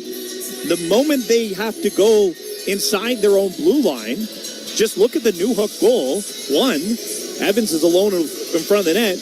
He misses. He gets the puck. Sabres chase after him, and then Newhook's alone in front of the net. The puck was in their zone. That's what happened in the second half. I also thought there was a lot of immaturity. We could get into that. After the non-call, what happened when the Canadiens had a non-call in Game 3? The no goal on Danault. Canadiens cool, calm, collected, went and scored 2 goals. The Sabres, Darlene yelling, barking. Lindy Ruff yelling, barking. Tage Thompson yelling, barking. They're more focused on the referees than the Habs. Simon. Yeah, that was a little bit surprising. They had such a great start, then that was a wild 5 minutes from them. They thought there's a chance that they're up 2-0, and they thought there was a chance they're up 2-0 and going on the power play, and none of that. Mitch, I don't want to use the word dumb. It's a dumb word, but like some low hockey IQ here. These are bad penalties. Like, you know, the penalty. The Zucker penalty was the bad one. The Zucker penalty was the bad one. The one that was the one at the end of the period, right? That was the one on Valeno. He's on the ground already. Overly and he just aggressive rides him into the ground, into the boards. Almost a knee to the back of the head. The penalty at the end of the first period that gets the Cole Caulfield goal. The Rasmus Dahlin penalty. I didn't love the Dahlin call, to be honest. But if you watch a replay, it kind of looks like he catches enough of Goulet's skates. I think they're both skating to an area. Okay, that's fine. But you're 5-on-4. Stay away from that. That's not a play to be made. There's nothing to gain from that. There's nothing to gain Simon, from that. here's the issue. Young team. You spent the whole first period yelling at the referees. A call that probably isn't a call, and they see they're like, I don't like the way you've been talking to me. I'm going to call that. I feel like you did that on purpose. Even though maybe he did or didn't, it doesn't matter. I think that there's a little bit of an internal factor there. Yeah. Go ahead, Peter, for Simon and Sean. Yeah, guys, what did you make of the response there? And Cole Caulfield, that looks like vintage Caulfield right there. I said on my bold prediction he's going to score a hat trick. Don't necessarily believe that, but that was a vintage Caulfield goal. Not in front of the net, not into an empty cage. Just the hands, the silky smooth mitts. What'd you guys make of that? Yeah, I thought that was great, right? Quick hands, opened up the keeper and then slid it right in. That's exactly what you want to see. And you're hoping gets a little bit more of the confidence going because, you know, the last couple of ones, not that they were just tap-ins. I don't want to just call them tap-ins, but this one was a nice manufactured goal that he pretty much did everything himself, found the open spot and pushed it in. So you're hoping that the confidence at 5-on-5 starts to get there as it is on the power play. Yeah, that's 7 points down the plus, all on the power play. I thought maybe there was a chance on a 4-on-4 point there for Cole Caulfield, but I really liked the way he looked in that first period. 4-on-4, 5-on-5, and on the power play. Right out of the gate, too, right? One of the first shifts, he had a good quality look, got a good quality shot on net as well. Now, I do want to get into the review process a little bit here, as the Canadiens thought they had surrendered a goal, and then they made a coach's challenge for goaltender interference. They win. The goal comes off the board. Now, I think we can agree at the end of the day, they probably got both right. The puck did cross the line. I think it was pretty clear that you could see it in the webbing of the glove, and the glove is clearly over the line and in the net. And I think, you can maybe make an argument that you want to see a little bit of contact allowed with the goalie. Wasn't much there, but by the definition of the law, it's goalie interference. So I think they got the call right. Now, here's my gripe. And I've spoken to somebody at the league who has told me that when they have an offside review, they actually have people at the league, while play is going on, tracking whether the entry into the zone is or isn't offside. Why? Well, it speeds up the process. So you have a situation where an offside is called. Well, you've already reviewed it before a challenge was even made, and you're reviewing every entry into the zone, knowing that there's a possibility of a challenge. There has to be a better way of doing what we just saw, because that took way too long. This is the only game on the NHL schedule right now. We're in the second round of the playoffs. No other games are being played. It's not like the Situation Room is being overwhelmed with the amount of footage coming in. Should they have not have predicted that Montreal was going to challenge goalie interference and had their mind made up already? And do we have to review both things in separate challenges? Is there not a way to put this all together in one challenge and make it more uniform and quick? Well, one's not a challenge, the other one's a challenge. And because you have the challenge rule that leads to penalties, you have to leave that and say, are you challenging or are you not challenging? You do your review process and you come. So I think you have to, the whole challenge process should be, yeah, we review, but we're reviewing for everything. But the reason the league doesn't do it that way is because the Habs have to challenge and then they don't. It leads to power plays or no power plays. So I think you just have to overhaul the challenge and getting penalties and this. And that process, that's what slows it up. Yeah, I don't want to be overly critical of when officials get it right. They did everything right there. They reviewed, they got it right. They challenged, they got it right. Can we speed up the bang on, great point, Mitch. I don't know who watches the film on a nightly basis when there's 32 teams playing the NHL. So there's probably a lot of people doing absolutely nothing. Well, Simon, get them back to Simon, work. if it's the three of us, you two take care of the if the puck went over the line, and I'll take care of the goalie interference. All right? But I think I'm not. If I'm an official, I'm not reviewing goalie interference. That's got to come from your mouth, right? Because I don't. No, but I want somebody to know if they do challenge, I have a call. Got it. Yeah. Listen, speeding up the process is. And you're bang on. There's one game going on at 7 o'clock. There's another one at 9:30. There's no reason why a whole bunch of people sitting in Toronto can't have that information ready for you immediately. Guys, thank you for stopping by. Hey, you guys look fabulous in your suits, man. Thank you. It's like I'm doing the show with Tango and Cash, Crockett and Tubbs. I don't know. My girlfriend dressed me. You look great. You too, Gallo. Thank you. There's Simon Sulekis, Sean Campbell, Peter Vrionis, I'm Mitch Gell. It is Montreal Canadiens hockey. Canadiens lead Buffalo 2-1. Coming up next, we'll get you caught up with the out-of-town scoreboard on TSN 690. You're listening to the home of sports in Montreal. TSN 690, CKGM, and iHeart radio station. Montreal, the moment you've all been waiting for. Teddy Swims, The Ugly Tour. October 7th at the Bell Center. Get your tickets at teddyswims.com. Here, we like to keep it fresh because Tim's coffee is brewed fresh every 20 minutes. Whether you're on the go or at your desk, it's always the perfect time for Canada's favorite coffee. Made with 100% premium Arabica beans. It's time for fresh. It's time for Tim's. Hi, this is Sabrina. Gold prices are at record highs. Turn your old jewelry into instant cash. Silver and Gold for Cash pays the best rates guaranteed for unwanted or broken gold and silver. Visit Leonardo da Vinci Center Monday to Saturday 9 to 5 or silverandgoldforcash.com. Voisin knows everything tastes better after a win. This playoff season, when the Habs take the win, the celebration continues at Voisin. Swing by the following day for a free small Bleu Blanc Rouge slush. Voisin, proud partner of the Montreal Canadiens. Details and conditions in store. When you choose the STM to get to an event, you aren't just riding public transit. You're riding a wave of collective energy with fans just like you all the way to the big event. Heading to the Bell Center? No need to put your whole day on ice. With public transit, you won't have to worry about traffic or parking. A trip to Lucien Lallier or Bonaventure Station gets you right to the heart of the action. Now that's what we call putting it on the tape. With the STM, birds of a feather ride together. Canadiens hockey is presented by SOR Insurance. You deserve the best broker there is. SOR Insurance, official damage insurance partner of the Montreal Canadiens. Enjoy the game. Welcome back to the Bell Center, Montreal Canadiens hockey on TSN 690. I'm Mitch Gell. The Canadiens lead the Buffalo Sabres by a score of 2-1 after one period of play. Goals for Montreal by Newhook and Caulfield. Samuelson with the lone marker for the Sabres. Elsewhere in the National Hockey League, as we get you caught up with the out-of-town scoreboard, only one other game tonight.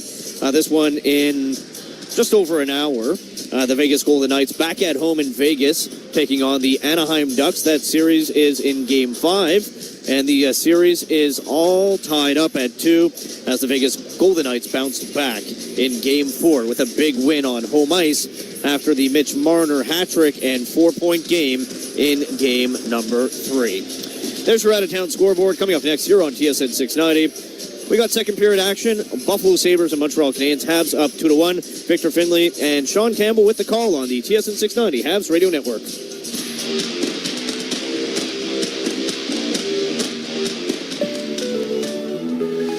Catch everything soccer with Bell's Game Time Bundle. What about every save? Every header? Tackle? Slide tackle? Yep. Penalty kick? Bicycle kick? Every celebration? Watch every moment with 5 TV, with RDS and more sports channels, plus 500 internet, all for $99 a month. Includes autopay credit. Visit bell.ca for more details and to check availability. Bell, connection is everything. The biggest superstar in country music, Luke Combs, presents his My Kind of Saturday Night Tour with special guests, May 29th and 30th at Parc Jean Drapeau. Tickets on sale now at lukecombs.com. The weather is about to turn, and that means wedding and graduation season. Get ready to look your best at Grover's Big and Tall, 4741 Wellington in Verdun, with Jack Victor Canadian-made suits and sport jackets. Grover's Big and Tall. They never met a man they could not handle. Hi, this is Sabrina. Silver and Gold for Cash pays the best rates guaranteed for your unwanted or broken jewelry. We also buy and sell gold and silver bars, perfect for gifts. Visit us at Leonardo da Vinci Center, Monday to Saturday, 9 to 5, or silverandgoldforcash.com. The Montreal Canadiens Fan Jam, presented by La Cache, comes to life for the playoffs. Be there for the biggest outdoor party in the city, featuring tattoos, a barber, food, drinks, and more. Rain or shine, join us at the Canadiens Plaza next to the Bell Center before home games only. Free admission, but first come, first served. Experience the playoff frenzy with the most passionate fans. Get all the details at playoffs.canadiens.com.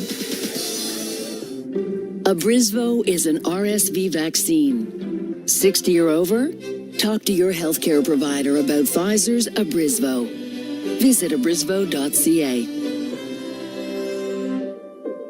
The home of your Montreal Canadiens, TSN 690. Welcome back to Bell Center in Montreal. We're about half a minute away from the start of period number 2 between the Sabres and the Canadiens in Game 4. With the Habs up 2-1 in the series and the game, Sean. And that's got to be a demoralizing way to start what was a very encouraging first period in the first 8 minutes for the Buffalo Sabres. We'll see how they react. And this is where you see the two youngest teams in the National Hockey League. When you hit a wall, how do you react as a young squad? They have a very experienced coach in Lindy Ruff. Can he get this group to reset mentally and forget about that first period? They're down 1 in the series and down 1 in this game. Hockey is a fickle sport that can change on a dime. But the Canadiens, we've seen them hit roadblocks, but they stay the same. Can they keep playing the way that they're playing and continue to add on to their now 1-goal lead? Team switch sides. Habs moving left to right. Sabres win the faceoff. They did have the upper hand in the faceoff dot in the first period. 57% on draws. Still played in behind the net, although Buffalo was out-hit 15-3 by Montreal in the first. So Luke Schenn back in the lineup for Buffalo tonight. Hasn't really made a difference at all. Physicality column, at least not through 20. As the Sabres are back in their own end. Here's Dobson at the line. His shot goes off a body, and it's gathered by Josh Doan. He's going to burst to center. Hudson backtracking hard. Doan shields the puck from him, center, but it went right to Dobson. Take it back by Buffalo down low. Another centering feed goes to Slavkovsky, and he'll flick it to center. Now Caulfield zips it in, and the Sabres settle it down in their own end. Owen Power rips the wrister in from center. Krebs gets to it first. His pass goes right over to Texier. And he'll settle it down behind the Montreal net. Taken away by Tage Thompson. Texier back on it. Over to the far corner. Tuck. He's tied up by Hudson. Lane Hudson moving ahead to center ice. Here goes Texier. Left side, cross-ice feed. That's taken off the backhand by Philip Deneau as it's shoveled into the corner. Back to the line. Matheson walks along. Passes in behind the net. Texier. Back up high. Gooley stopped it down low. Looks like Anderson got a high stick, and there's a delayed penalty on Buffalo. Canadians to the far wing. It's handed off for Nick Suzuki. Back up high for Texier. Suzuki left side. Stick handles at the dot. Finds Texier. Over to Jack Guy right side. Down low, Anderson. For Suzuki. Suzuki. Cross ice, wanted to know it's tipped, but not corralled by Buffalo. We play on. 6-on-5 here, and finally touched by Alex Tuck, and the Canadians will finally get to the 5-on-4. Checking for blood here on Anderson. It will remain a 2. 17:37 to go in the first, or check that, second period. Buffalo penalty number 4. 2 minutes for high sticking. Great job once again. as these three have found chemistry. Deneau, Anderson, and Texier. They did not find the scoreboard last game, but they were all over the Sabres in the offensive zone starting the cycle. They get the odd man rush. Texier almost finds Deneau. Deneau opened for the one-timer on the forehand. The pass was to the backhand, but they keep the pressure going. Anderson battling in front, takes the high stick. And that line creates the power play opportunity. Fourth of the games for the Habs. Canadians are 1 for 2. Or check that, 1 for 3 as they've got Lane Hudson up high. They will set up here Demidov, right side. To the corner, Slavkovsky to the line, and it's just held in by Hudson. Demidov near side. Into the corner for Slavkovsky. He's bodied to the boards by Matthias Samuelsson, and the Sabres pick it off and rifle it down the ice. Sabres are playing really high on the penalty kill. Don't want to give too much space to Lane Hudson. Hudson to center. Moving in. Lost the handle, but the Habs able to bail him out and hold it at the line. Here's Suzuki. Passes off. What a stop from Ukko-Pekka Luukkonen. Got the blocker over in time to deny Cole Caulfield as the Sabres clear it out. Caulfield looking for his second power play strike of the game. Exactly how the Canadians want to set up a mini 2-on-1. Montreal back in over the Buffalo line. Far side Caulfield. Slavkovsky drops to Hudson. Right side Demidov.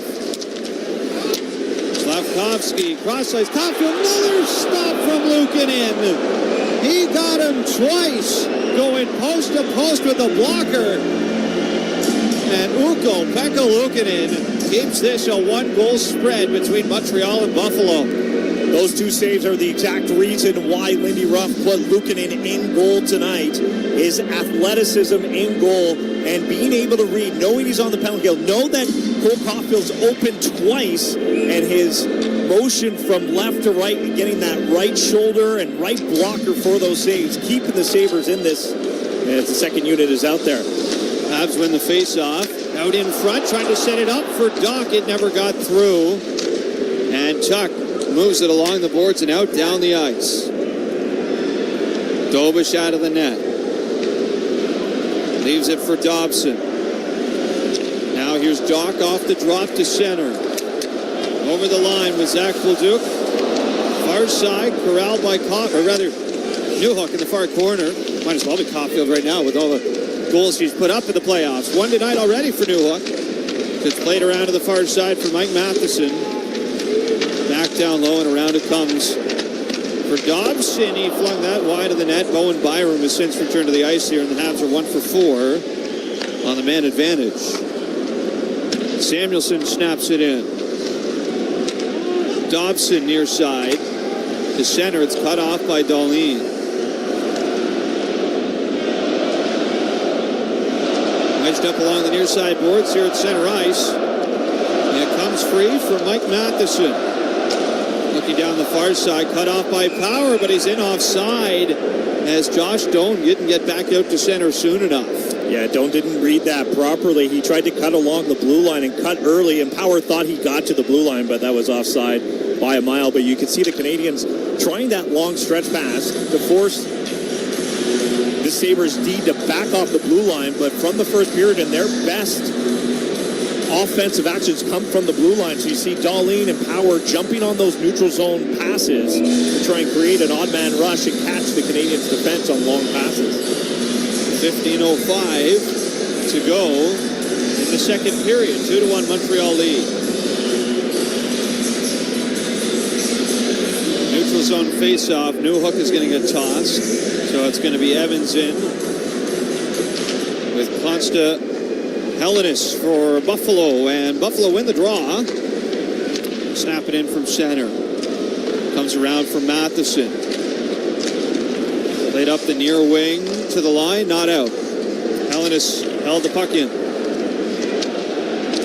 Near side boards. Consta Hellenis. Back to the line. Power got the tip in front from Zucker. Trying to bang it home. And it's underneath Dobish somewhere as the whistle sounds. And the Sabres threaten to tie it at 2.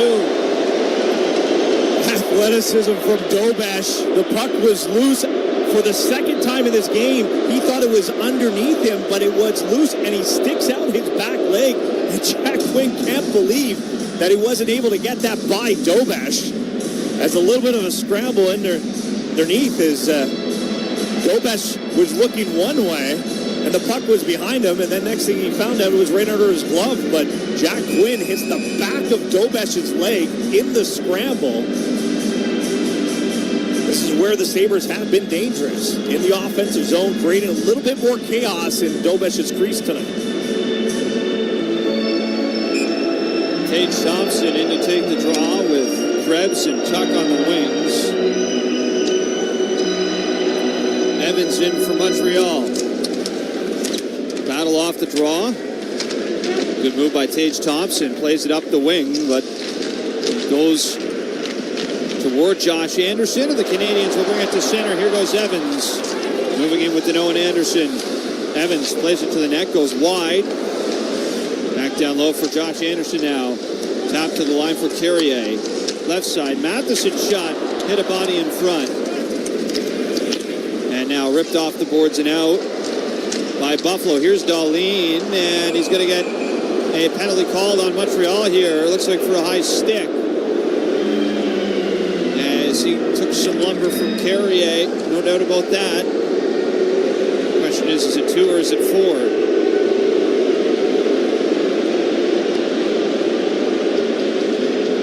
Carrier in the box, and Buffalo to the power play.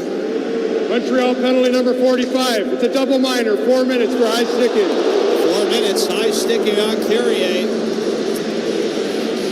Got him good with the turnover at the blue line. Dahlin jumps in the rush, and Carrier trying to get his stick in, rides up Dahlin's stick right in his face. And a huge opportunity for the Sabres, down by 1 here in the second period, to jump on the power play. And Dahlin trying to get cleaned up because he wants to be out there for the first unit. And now they're going to let him. He's going to come right back out. I think the fans realize that too. TJ Luxmore and Kelly Sutherland saying that I believe he has to go to the bench because he was bleeding. Too. Matheson and Jack Quinn get into it a little bit here. Matheson gave Quinn a bit of a push there. Yeah, so Dahlin has to go to the bench.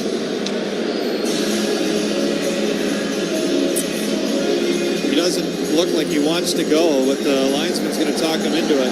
Well, it's been a contentious evening for the referees and Rasmus Dahlin tonight, and he will slowly, gingerly make his way to the bench, and Byram will come out. It's the right call by the rule book. Refs got this one right.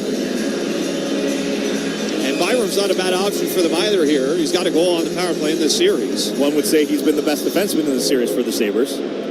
Face-off blocker side on Dobish. And it's a win for Montreal. They clear the puck out quickly, and Buffalo go all the way back to their own zone.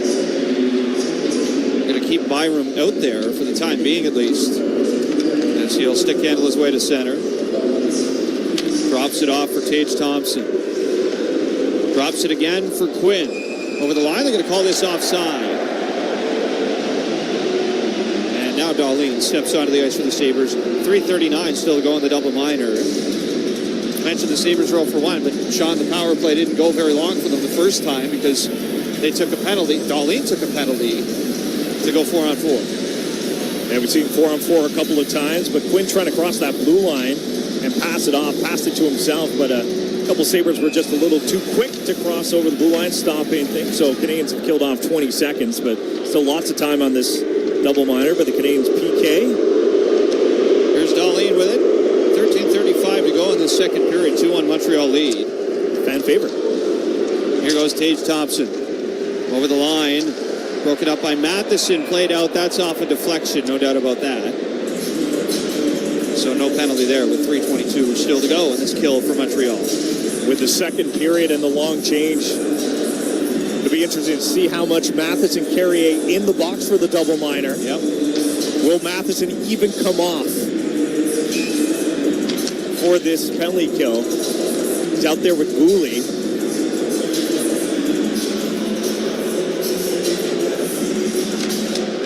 Blocker side face-off on Dobish. It's a win for Montreal, and they're able to just get it out over the line as Quinn gets dumped by Newhook. And the Habs fling it down ice. And Quinn and Newhook are going at it a little bit here at center. Just a war of words at the end of it all as the Sabres go back with Darlene to center.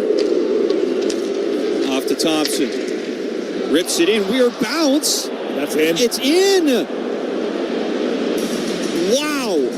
We have seen a number of odd bounces out of that near side corner all season long.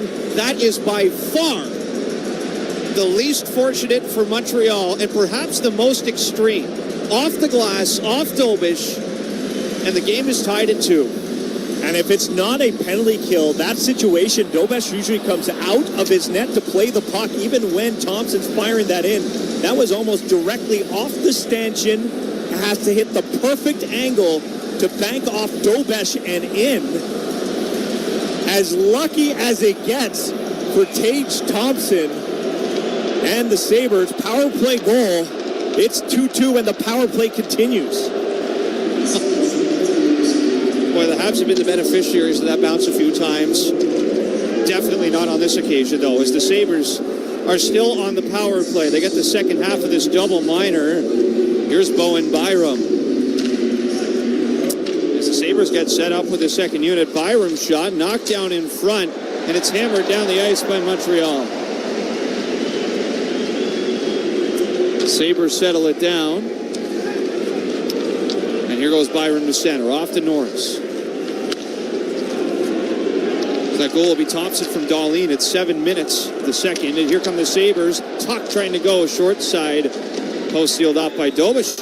Habs to the line. Byram holds it in only momentarily, though, as Zucker is forced back to center ice with it. And Zucker crossing in with Alex Tuck. Near corner it goes. Norris off the Tuck. To the line for Byram. Far side. Quinn. Turns around for Newhook. Back to Byram. Quinn. Cross ice. Norris off his foot right to Jake Evans. And he will calmly play that out down the ice. Sabres behind their own net. Here's Darlene with 30 seconds to go on the double minor. Tage Thompson near wing. Good pass out in front. That's tipped just wide by Benson. And the Habs able to throw it off the glass to center ice. Darlene plays it to the far side. Goes right to Gooley and launched off the glass and in play still down the ice. That's it for the double minor. Carrier's back on. Buffalo got 1 goal out of it. And we have ourselves a tie game at 2. Benson plays it in. Out in front. Tried to squeak that through. That was off of Veleno. Now back to the line. Here's Power. He'll drift a wrister wide of the net. Doc tracks it down. Deep in his own end. Over to Lane Hudson. Back up the near wing. And out to center goes Carrier. Played into the Buffalo zone. Power has it taken away by Veleno behind the net. Spins it to the far hash marks. Back down low. Veleno takes a bump. Now Bolduc in there to help. It's worked around to the near side point for Jack-Eye. Back down low. Samuelson on it. As Doc is taken down. Fans looking for a call. Won't get one here. Sabres the other way. McMallenstein from distance missed the net. And now Owen Power to the near side for Jack Quinn. Quinn spins away from Jack-Eye. Back over to Slavkovsky. And here go the Canadiens to center ice with 9:34 to go in the second period. We're over halfway through game 4 with the score tied at 2. Sabres with Bowen Byram in their own end. Tipped in by Quinn from center. Dobish out to play it. Hellenis bearing in on him. Canadians come out to center with it. Caulfield, cross ice, Slavkovsky, near wing with space, gets the shot off, and Luukkonen able to squeeze that tight. An awful bounce for Montreal leads to Tage Thompson's fourth of the Stanley Cup playoffs on the power play at 7 minutes of the second. This game is tied at 2 on Habs Hockey on TSN 690. Here we like to keep it fresh because Tim's coffee is brewed fresh every 20 minutes. Whether you're on the go or at your desk, it's always the perfect time for Canada's favorite coffee. Made with 100% premium Arabica beans. It's time for fresh. It's time for Tim's. Ready to buy or sell in the greater Montreal area? Work with a knowledgeable, trusted expert who makes every step simple. Wayne Buse with Royal LePage Village helps first-time buyers and investors achieve their real estate goals. Call 514-912-4910. Golf season is just around the corner, and get ready to hit them straight at Grover's Big and Tall, 4741 Wellington in Verdun. Pants and shorts from brands like Callaway, Columbia, and Tommy Bahama, and Braxton Heritage Golf Pants. Grover's Big and Tall. They never met a man they could not handle. Are you looking for an insurance broker, passionate and professional? With 65 years of experience, SO Insurance has proven to be totally dedicated to serving its clients. Present in 12 regions in Quebec, their brokers have one priority: to find you the best offer available to insure your home, car, and all other types of motorized vehicles. Call 833-370-2704 or visit sor.ca to ask for a quote. You deserve the best broker there is. SOR Insurance, official damage insurance partner of the Montreal Canadiens. Corporate events come alive at Mulligan's Golf Experience.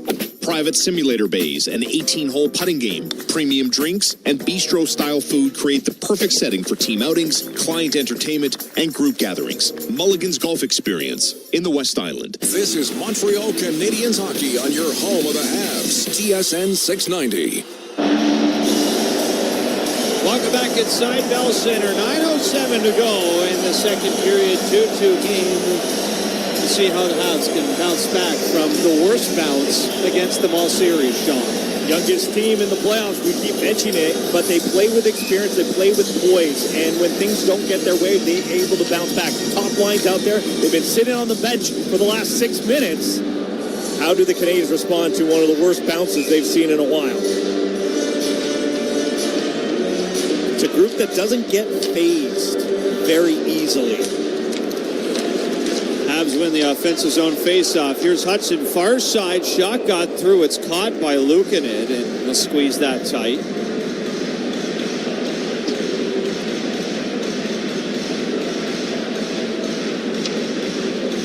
So we'll re-rack to the blocker side of Luukkonen, who's been much better here in the second period. 2 potentially game-saving stops on the power play on Caulfield. A quiet start, but once he started seeing more pucks, he's looking a little bit more comfortable.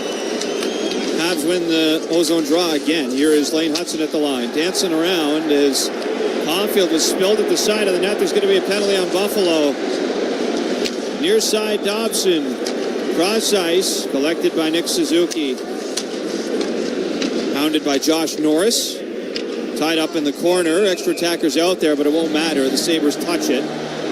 And John, Sean, apologies. No worries. Just having John Goyens here to my left side. But Sean, the Canadiens will go to the power play again. Buffalo penalty number 26, 2 minutes for interference. And it is another Buffalo penalty where the puck is nowhere close. And it's a situation where Dahlin's battling in front with Cole Caulfield. He throws him into the post.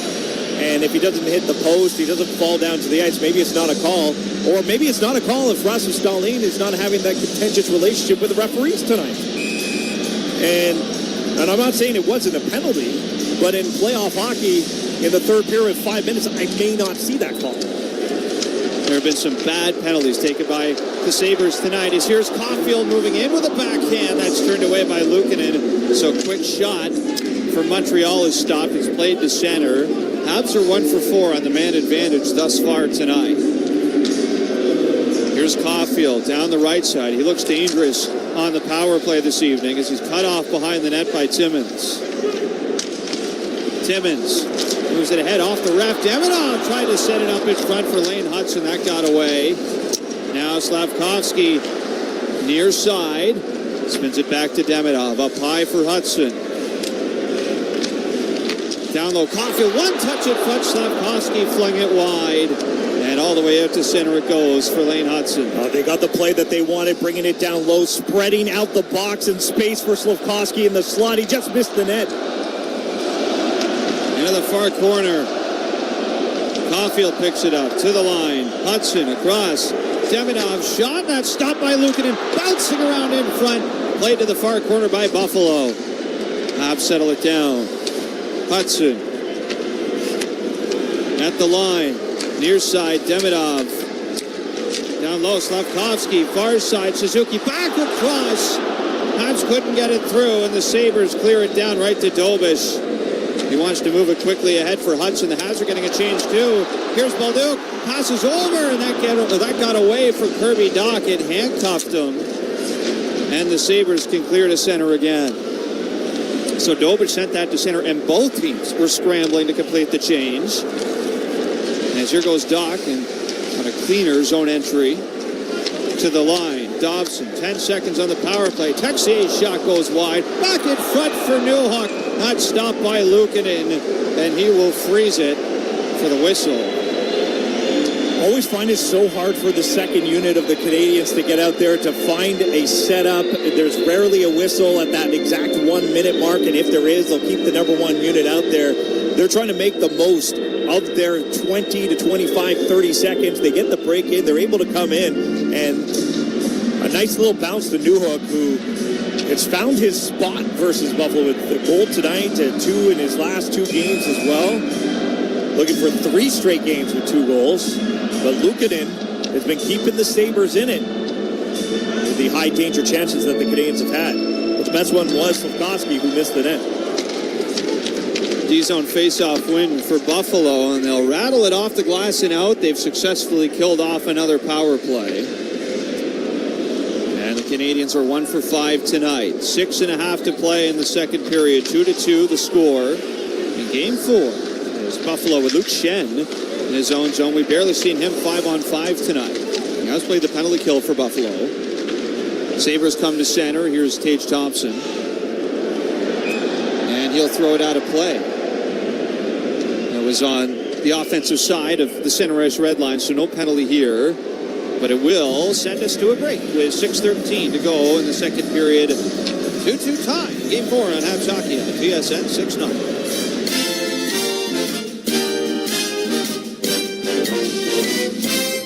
Buying, selling, upsizing, downsizing, or investing? Trust an expert who truly knows the market. Meet Wayne Buse with Royal LePage Village. Turn your real estate goals into reality. Call Wayne today at 514-912-4910. Here, we like to keep it fresh because Tim's coffee is brewed fresh every 20 minutes. Whether you're on the go or at your desk, it's always the perfect time for Canada's favorite coffee. Made with 100% premium Arabica beans. It's time for fresh. It's time for Tim's.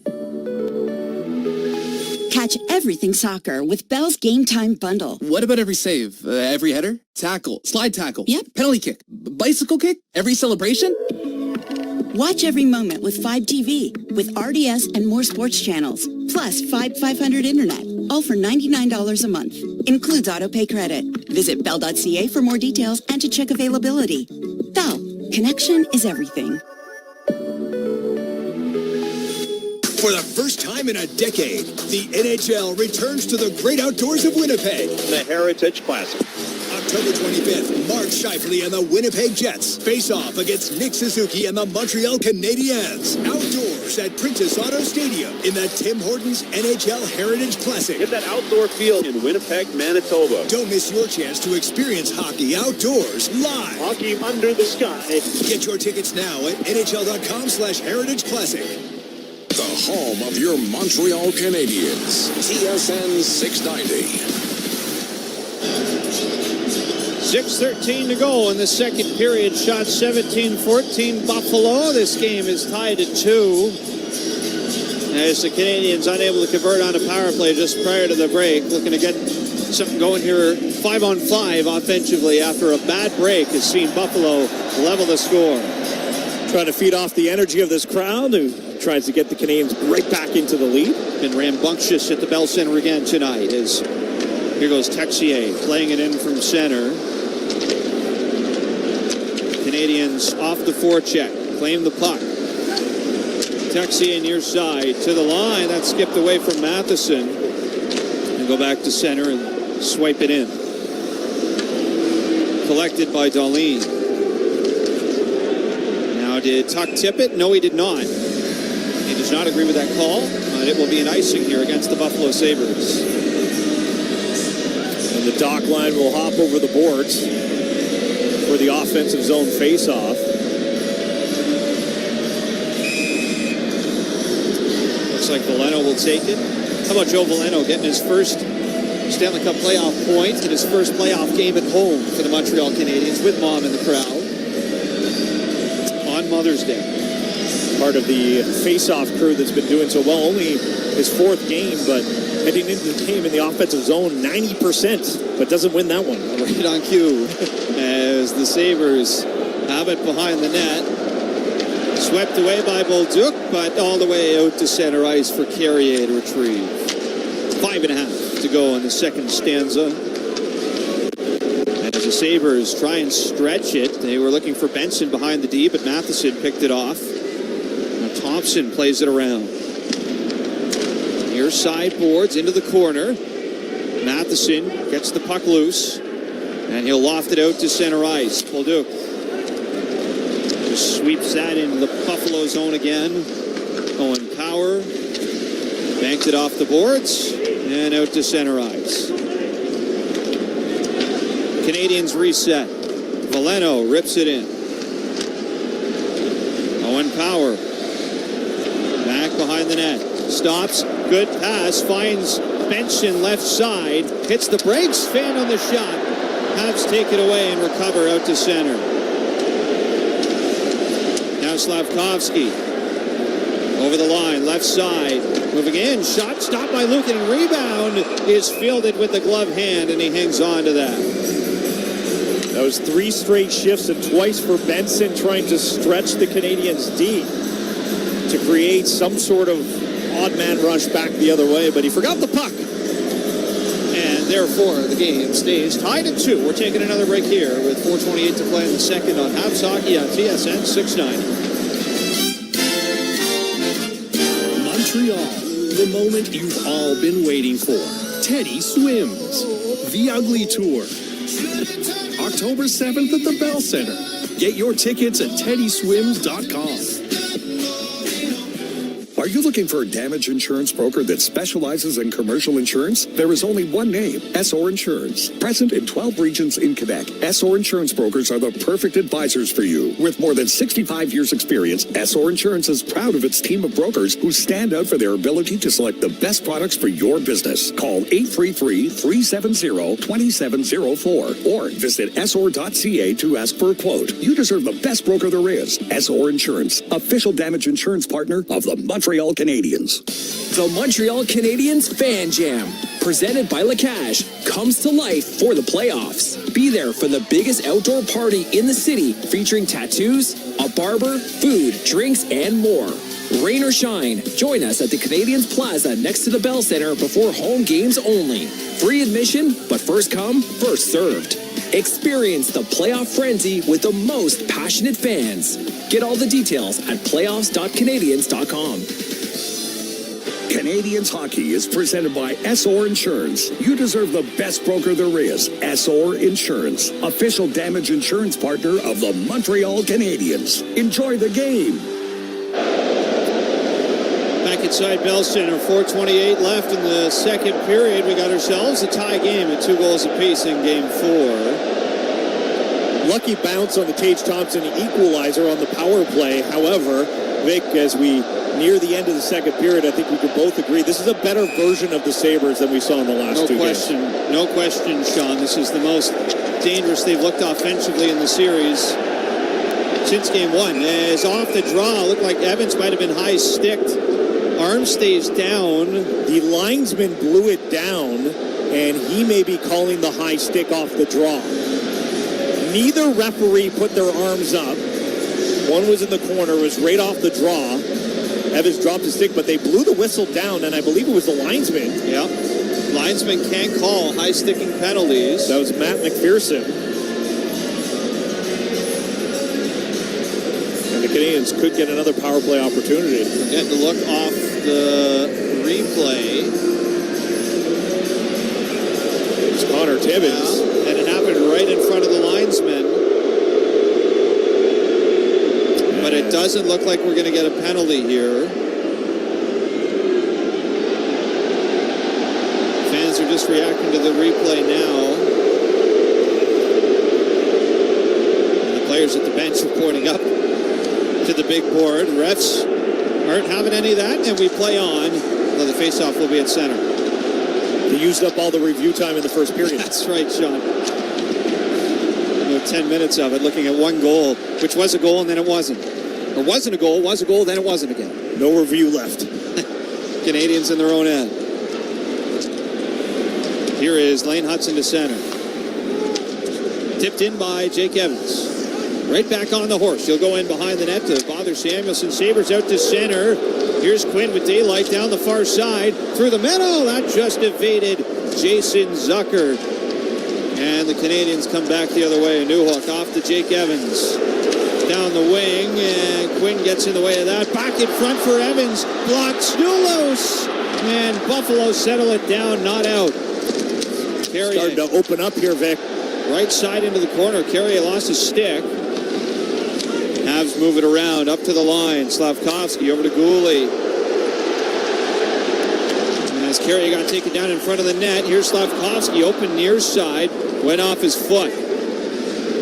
Habs bring it up top, good play by Zucker. Got his stick on the pass from Slavkovsky to knock it to center. 3:08 to play in the second. Montreal back in. Here's Slavkovsky. Couldn't settle down the puck. He's got to go to the corner, then passes off. Gooley's shot. That one took a redirect wide. Habs are threatening now. As Slavkovsky's run in two along the boards. Carrier at the line. Right side, Suzuki. Down to Slavkovsky, back to Suzuki. Pulled the trigger, couldn't get it through. Samuelson sweeps it up. That's tipped by Gooley, so no icing. Now Dobish. Behind his net, Sabres get a line change. That was a threatening shift for the Montreal Canadiens as they'll go to center. Played in behind the Buffalo net. Ukko-Pekka Luukkonen gave it away to Nick Suzuki in the corner, and it's brought back to the line. Here's Matheson, dishes off, and the pass is redirected out of play over the glass. We've seen that a couple times, those sharp angles. Canadians trying to take advantage of that. Nick Suzuki knew that Luukkonen was coming back to the front of the net from behind after he turned that over.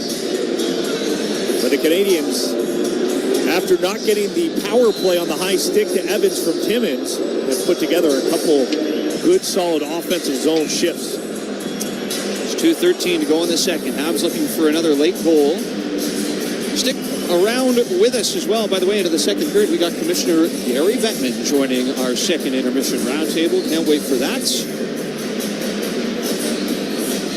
As we will face off to the blocker side on Ukko-Pekka Luukkonen. How many times have you met the Commission? Never. All right. It was a first time for everything. We'll get one of those tonight. I think Mitch has met him like 7 times. Here's Matheson. Offensive zone at the blue line. Good move. Pass, or tried to shoot it. That's stopped. And it goes all the way back out down the ice into the Montreal zone. And this is going to be an icing call on Buffalo, who stay on their heels. Lots of traffic in front of Luukkonen, and Matheson trying to take advantage of that and take advantage of his skating, working the blue line and then cutting towards the goal. But after a quiet first 10-12 minutes, Luukkonen has really found his groove, as he hasn't played since early in the Boston series. Here's a shot from Matheson off the draw that's kicked away by Luukkonen, and it goes all the way out to center. Habs track it down. Dobson plays it in. Anderson near side to the corner. Moved in behind the net. Texier over to Philip Deneau. Back to the line. Matheson cross ice. Dobson shot. Blocker save made by Luukkonen. We got a half down in front, and there's another penalty on Buffalo, and it's Texier who's down on the ice. Byram. Again, a play away from the puck at the back post. And Texier is busted open. Buffalo penalty number 4. 4-minute double minor for high sticking. So you heard it. Door is wide open for the Montreal Canadiens. Sabres scored their last goal on a double minor. But Byram and Texier tied up at the back post. Texier takes the stick up high. And the Canadiens, with the way that it's set up, with 90 seconds left here in the first period for this 4-minute power play, could use their number one unit for the majority of the time. It'll be broken up with an intermission if they don't score twice before the end of the period. Canadiens are already 1 for 5 tonight. This is their 6th power play opportunity. We're not even through 40 minutes yet. And the fans are going to take advantage with Luukkonen on the bench getting his helmet fixed. So a little bit of a delay. And this is what the Bell Center could do in a 2-2 hockey game in round 2. Talking about pivotal moments in the game, Sean. Perhaps TSN turning points. I think we've arrived at one. Can we bring that back? Yes, we can. The TSN turning point? Yes, we can. Whether or not we can, we are.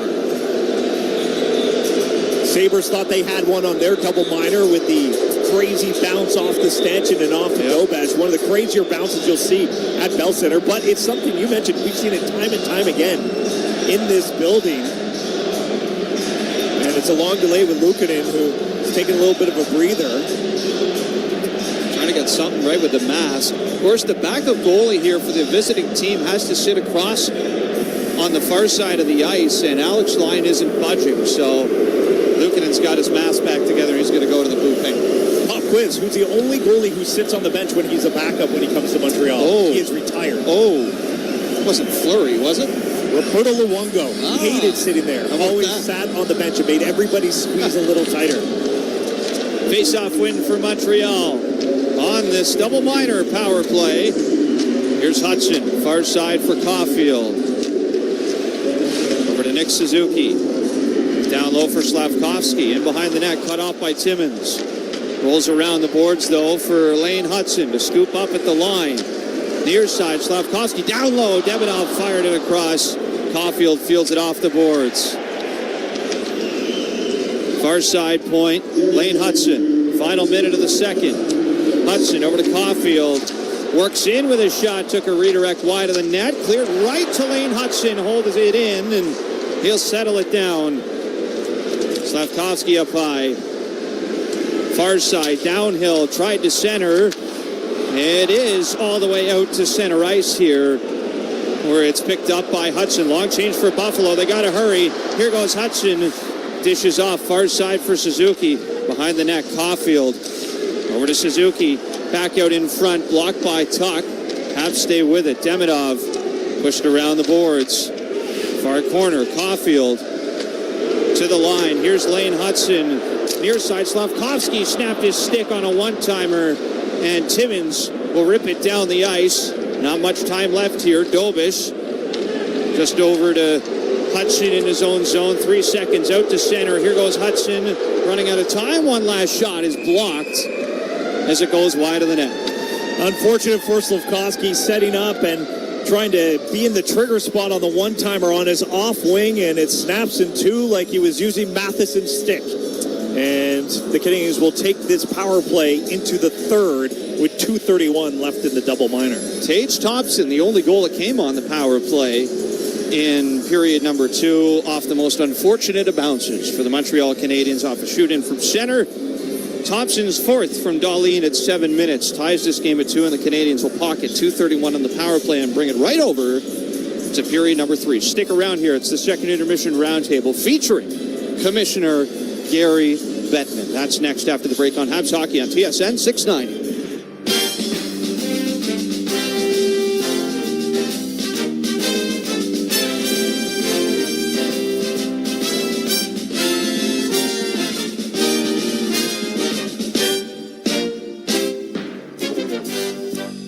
The Morning Show with Connor McKenna and Sean Starr.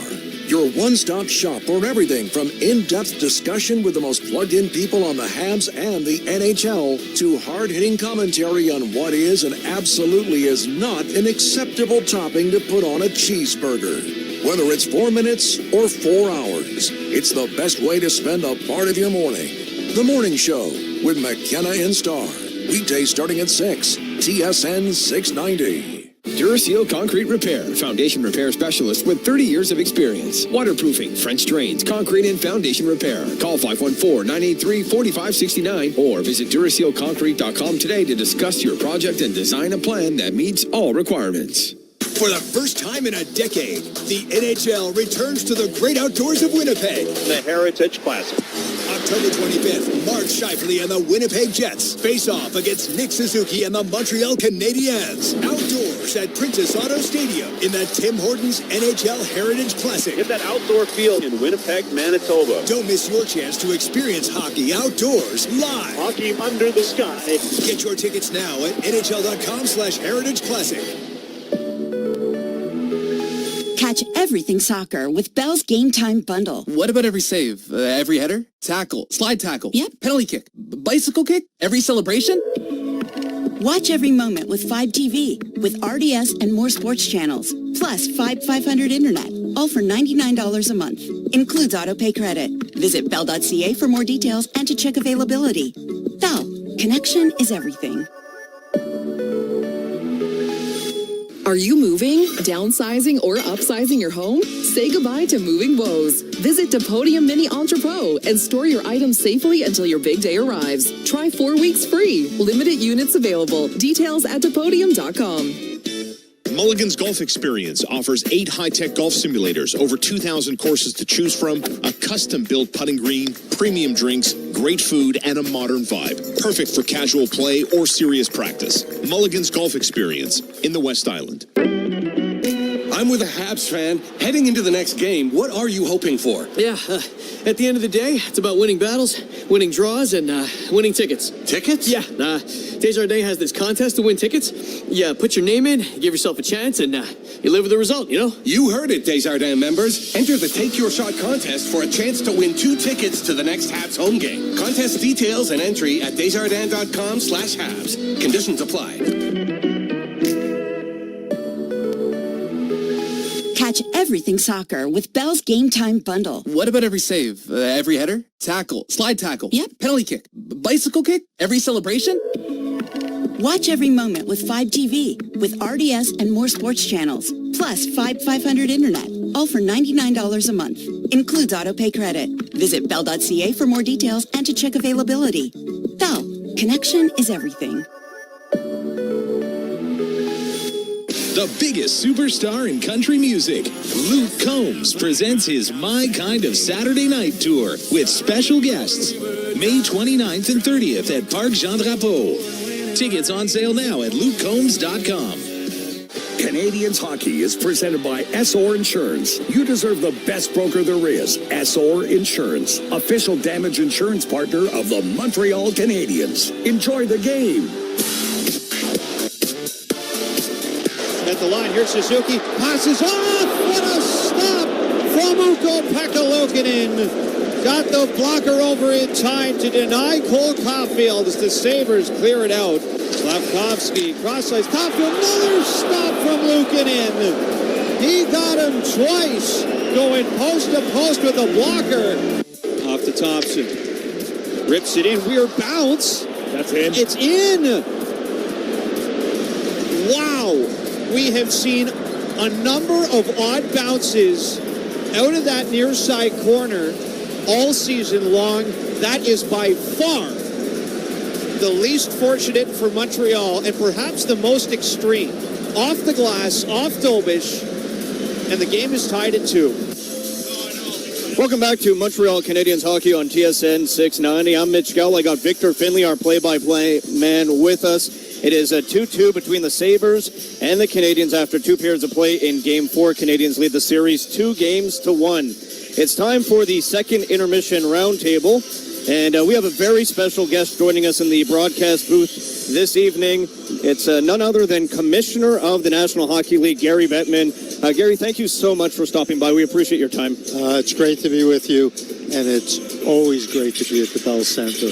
I mean, the atmosphere, the fans, it's incredible. Well, you know, you get to make your way around the league and visit all the different markets, and they're all so unique and special, especially when a team is in the playoffs. But to see the Montreal Canadiens competitive again in the second round, what have you made about what you've seen in this market and what it means to these people? Obviously, there's a passion here for hockey, and the Canadians in particular. Fans are extremely knowledgeable. It's interesting, I was walking up towards the end of the period while the game was still going on, and I went past some of the bars and the clubs, and they were empty.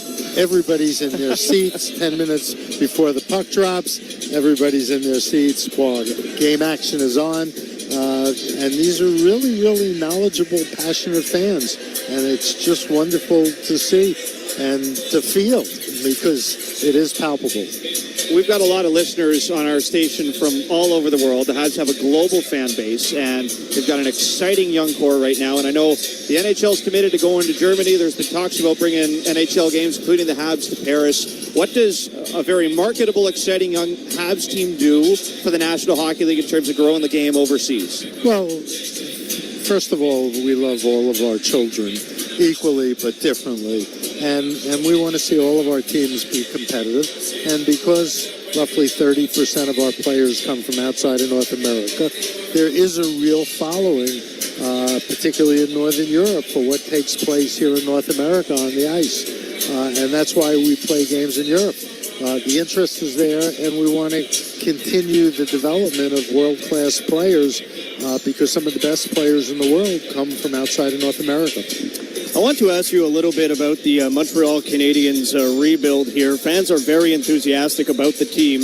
And if I go back to 2021, when Jeff Molson decided to go on a search for a new hockey operations department, he made reference in the press conference that he sought out your guidance when hiring Jeff Gordon and bringing him aboard here, and we know how that's gone now. And now I would like your impressions with everything you know about Jeff Gordon, considering, Commissioner Bettman, it's not every day that a man is able to rebuild 3 separate Original 6 organizations, and now onto his third one here with the Canadiens. You know, the mixture of Jeff Gordon and Kent Hughes is really the chemistry that Jeff Molson put together. I mean, both are outstanding executives, outstanding hockey people, and they each have a terrific skill set that complements each other. And Jeff was the one who figured out to put that together. And what's really interesting is I think they're both under contract for a while. And I think that, you know, not only did Jeff make a good choice, they both obviously love being part of Montreal and being part of this organization.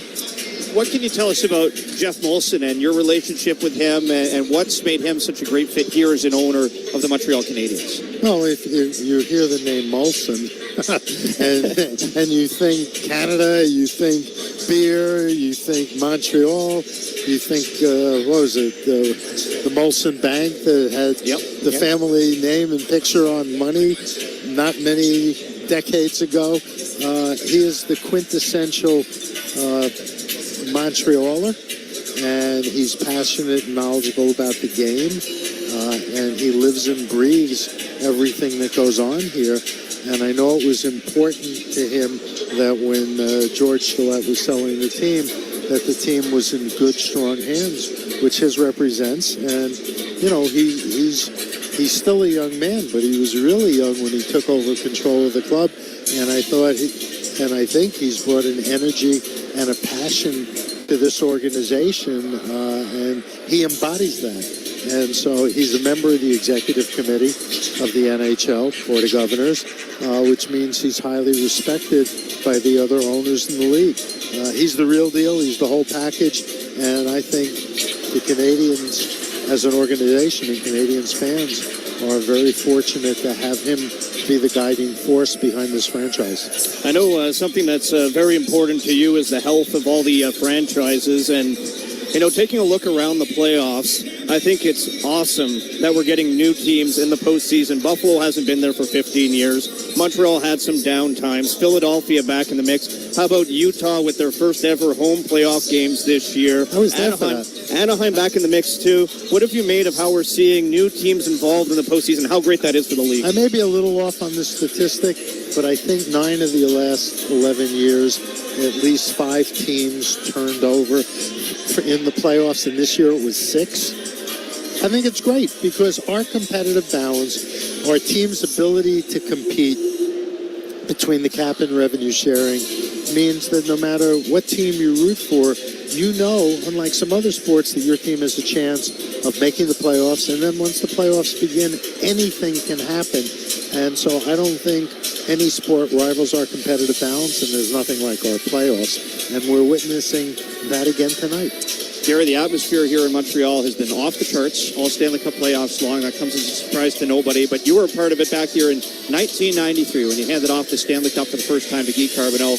Wasn't in this building. Was not in this building, but what do you remember about the atmosphere in the Forum then compared to what you're seeing now with Bell Center? Well, 2 things. In my mind, that building was tiny compared to this one, but whether it's this building or that building, and you see it in the video, and when Guy Carbonneau brought out the torch, this is a franchise, no matter where it plays, that's steeped in history and tradition, and it's something that fans love and embrace. It is funny that it's Carbonneau bringing out the torch tonight with Commissioner Bettman in the house. Gary, thank you so much for joining us here on the broadcast. We really appreciate your time. Great to be here with you, and as I said, it's always great to be in this building. NHL Commissioner Gary Bettman on Montreal Canadiens hockey on TSN 690. 2-2 after 2 coming up next. We'll get you caught up with the out-of-town scoreboard on TSN 690.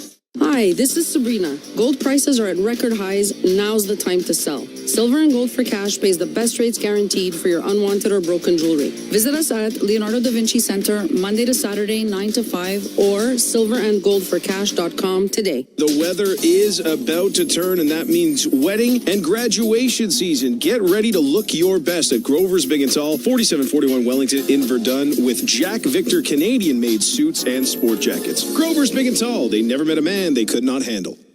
When you choose the STM to get to an event, you aren't just riding public transit. You're riding a wave of collective energy with fans just like you all the way to the big event. Heading to the Bell Center? No need to put your whole day on ice. With public transit, you won't have to worry about traffic or parking. A trip to Lucien Lallier or Bonaventure Station gets you right to the heart of the action. Now that's what we call putting it on the tape. With the STM, birds of a feather ride together. Are you looking for an insurance broker, passionate and professional? With 65 years of experience, SO Insurance has proven to be totally dedicated to serving its clients. Present in 12 regions in Quebec, their brokers have one priority: to find you the best offer available to insure your home, car, and all other types of motorized vehicles. Call 833-370-2704 or visit sor.ca to ask for a quote. You deserve the best broker there is. SO Insurance, official damage insurance partner of the Montreal Canadiens. Hi, this is Sabrina. Gold prices are at record highs. Turn your old jewelry into instant cash. Silver and Gold for Cash pays the best rates guaranteed for unwanted or broken gold and silver. Visit Leonardo da Vinci Center Monday to Saturday 9 to 5 or silverandgoldforcash.com. All rights to this broadcast are reserved, and any rebroadcast recording, retransmission, or other use of this broadcast without the express written consent of the Montreal Canadiens is expressly prohibited. Welcome back to Montreal Canadiens hockey here on TSN 690. 2-2 after 2 between the Canadiens and the Buffalo Sabres. Out-of-town scoreboard, only one other game on the schedule tonight. The Vegas Golden Knights at home to the Anaheim Ducks. That series all tied up at 2 after the Anaheim Ducks were able to take Game 4 in Anaheim after what was not a great Game 3 where Vegas dominated. It's gone back and forth between these two teams. 9:30 puck drop, so we're about 10 minutes away from Game 5, Vegas and Anaheim. Montreal Canadiens and Buffalo Sabres coming up next with third period action. Your goal scorers for Montreal, Alex Newhook and Cole Caulfield. Meanwhile, for Buffalo, Tage Thompson and Matthias Samuelsson. So it's 2-2 after 2 periods of play. Coming up next, the third period between Buffalo and Montreal. Victor Finlay and Sean Campbell with the call on the TSN 690 Habs Radio Network.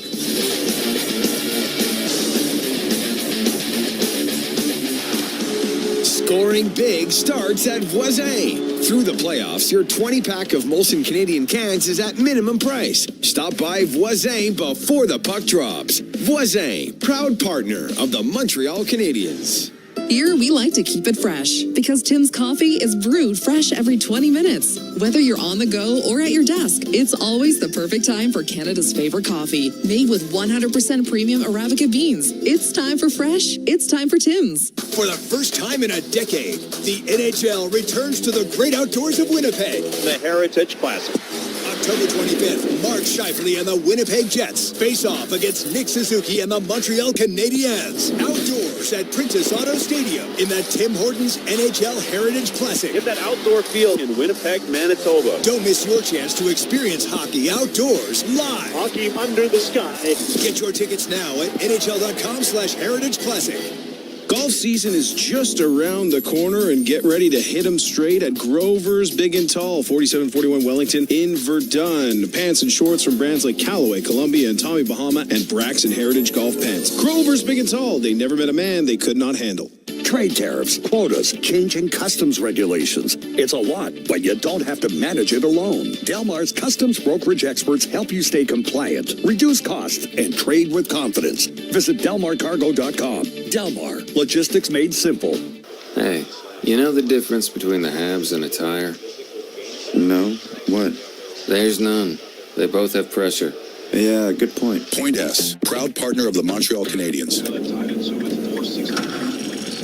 Whoa, what's that sound? I don't know. It comes and goes. You gotta fix that. We can barely hear the game. Yeah, good point. Point S. Until June 30th, get $100 on a prepaid card when you buy 4 eligible Hankook tires. Details at points.ca. This is Montreal Canadiens hockey on your home of the Habs, TSN 690.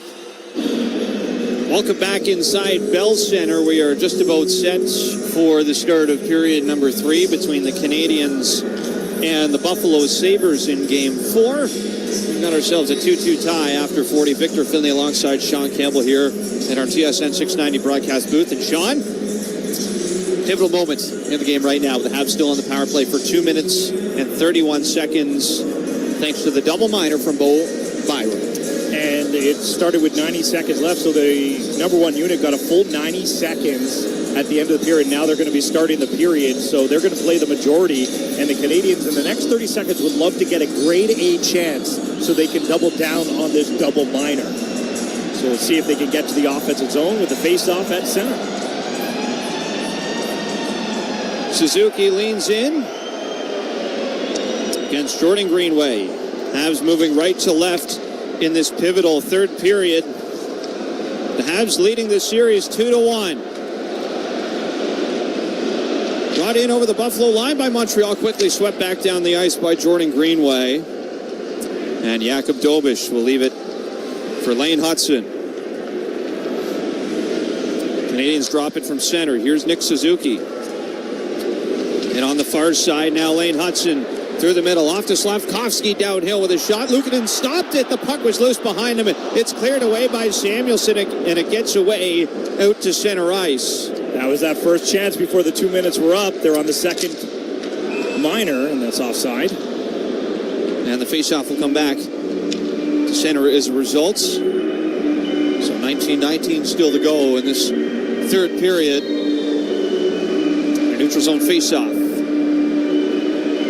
Lukanen got a little lucky there, Sean, as Matthias Samuelson had the eagle eye on that loose puck. It was between his legs, and Cole Caulfield couldn't see it. He could have been the first one on that to put it into the open cage, but it was hidden by his right leg. Sabres out of their own zone, rip it off the glass. And now back in neutral territory. The Canadians are on it. Caulfield drops it off, far side. Demidov to the line. Lane Hudson back to Demidov. Tried to sweep it through to the net. Power in the way. Now far side, Nick Suzuki. Look to go cross ice. Goes to the line. Here's Demidov with a try. And Lukanen turns it away. Puck back to the point. Hudson holds it in. Or maybe not. They're going to say this hit the curved glass out of play. Yeah, Hudson had to make a choice, either the pinch to keep that puck in and he forced it along the glass, and it hit the right side of the curved glass. It looked like it took a funny hop towards the Canadiens, and unfortunately, because the puck was rolling right to Cole Caulfield in his sweet spot. But the referees had an eagle eye, and the number one unit will stay out there. Neutral zone face-off win for Montreal. Hudson over to Caulfield. Back to Hudson at center. Racing in over the line. Far side, Hudson. Suzuki in front. Put that shot right off of Luukkonen. And the Sabres clear it. As Suzuki was wide open off the left side. He was looking short side again. That right shoulder blocker side on Luukkonen, but the Canadiens can't beat it. Lane Hudson drives in behind the Sabre net. Pass goes to Greenway, and he's going to clear it all the way down the ice. That'll leave just 32 seconds in this double minor for the Montreal Canadiens power play as they'll regroup in their own end. Second unit is on, looking for a late strike as Texier swings it around the boards. That gets past Bolduc to the line. Dobson right back down low behind the net. Corralled by Montreal, but it gets away from Doc, and the Sabres play it to center. And that'll leave just 5 seconds here for Montreal. Doc turns it back into his own zone. 5-on-5 again. Sabres survive the double minor. Here's a low shot by Doc, kicked away by Luukkonen. Back to the slot for Zach Bolduc. Now here's Matheson. Far side. Dishes off to Dobson. That got away from him. He's got to go back to center ice for it. And Bolduc swings it in from center. Sabres start to the neutral zone. Left side, here goes Peyton Krebs. Played around the boards. Right to Philip Deneau. And he'll fling that out through center. Here's Anderson with speed. Far side low shot stopped by Luukkonen. Back in behind the net. Anderson with it again. Backhander. He put that one right off of Rasmus Dahlin. And the Sabres throw it out down the ice. Fresh sheet. That'll easily go for icing with 16:36 to go in the third. Still tied, but Sean, despite not being on the power play anymore, the Canadiens still look dangerous. Josh Anderson, being one of the older players on the Montreal Canadiens, still has that extra step, has that extra speed, using it to his advantage down the right side. Not a great angle. However, he puts it off the pads, maybe trying to get a rebound, and that rebound just out of the reach of Joe Veleno. Same thing when he gets first on the puck. His speed gets there. His backhand shot. Rebound was sitting there. Veleno just couldn't find it. Face-off win for Montreal. Goulet's shot goes astray off a body. And now into the near corner. Hellenis looking to get it free for Buffalo.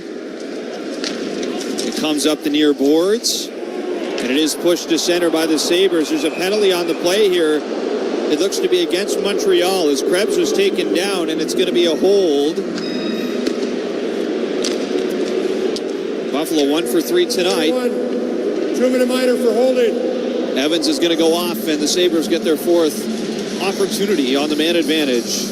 Evans complaining that it was Krebs pulling his arm down. However, Evans' arm was on top, and that's going to get the call every single time. So the Canadiens get the double minor, unable to convert in this 2-2 hockey game. And the Sabres, who have not had as many power play opportunities as the Canadiens, but have scored on the power play, get a big chance early in the third. And they throw their number one unit right out onto the ice. Face-off win for Buffalo. Quinn, right side, wrister. That's gloved down by Dobish, and he will hang on to that for the whistle.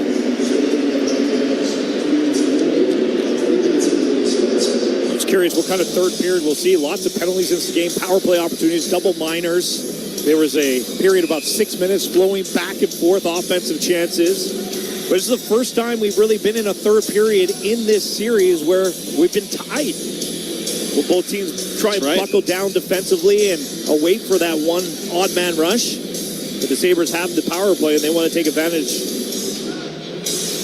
We haven't had a close game yet in this series. No, we haven't been in this situation in the third. See how these two teams react to it. Sabres win it off the draw. Here's Dahlin at the line. Over to Quinn, near side. Back to Dahlin. Long wrister that got through, and Dobish has no trouble with that as he hangs on for another whistle. Doan in front looking for the deflection. He waved his stick at it, but Dobish saw it the whole way. And that's exactly what you want to see. That's 2 shots on Dobish that he's seen cleanly. So the Canadians keeping a clear line of sight from the shots on the blue line. Sabres 52% on draws tonight. They've had the edge there, but Suzuki wins this one back to the corner. Hudson, or check that, that's Carrier under pressure with Matheson. As Thompson's trying to knock this puck loose. Benson jousting for it as well. Carrier content to just hold it up along the kick plate.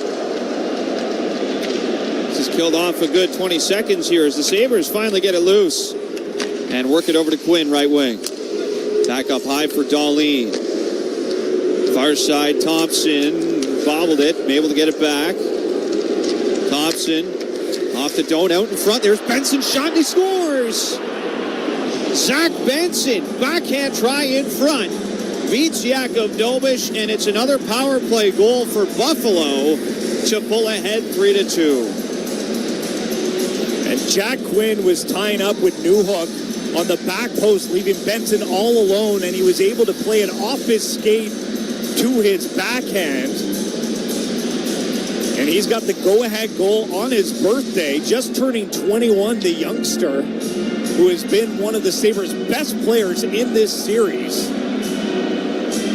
Gets time with the #1 power play unit and beats Dobish glove side. Benson was held off the score sheet in Game 3. He was looking to make it a 4-game point streak. But he's right back on the score sheet tonight in Game 4 with his 4th of the Stanley Cup playoffs. As it goes back into the Buffalo zone. And the Sabres lead once again. 3-2, 15:04 to go in this third period. Doan and Thompson draw the assists. As here's a shot for the far wing for Dobson. That carries wide. That goal comes at 4:41 for Buffalo. Period number 3 is Hellenis at center. He just had a birthday yesterday. Konsta Hellenis turned 20 years old from Ullajärvi, Finland. As Montreal work it around at center.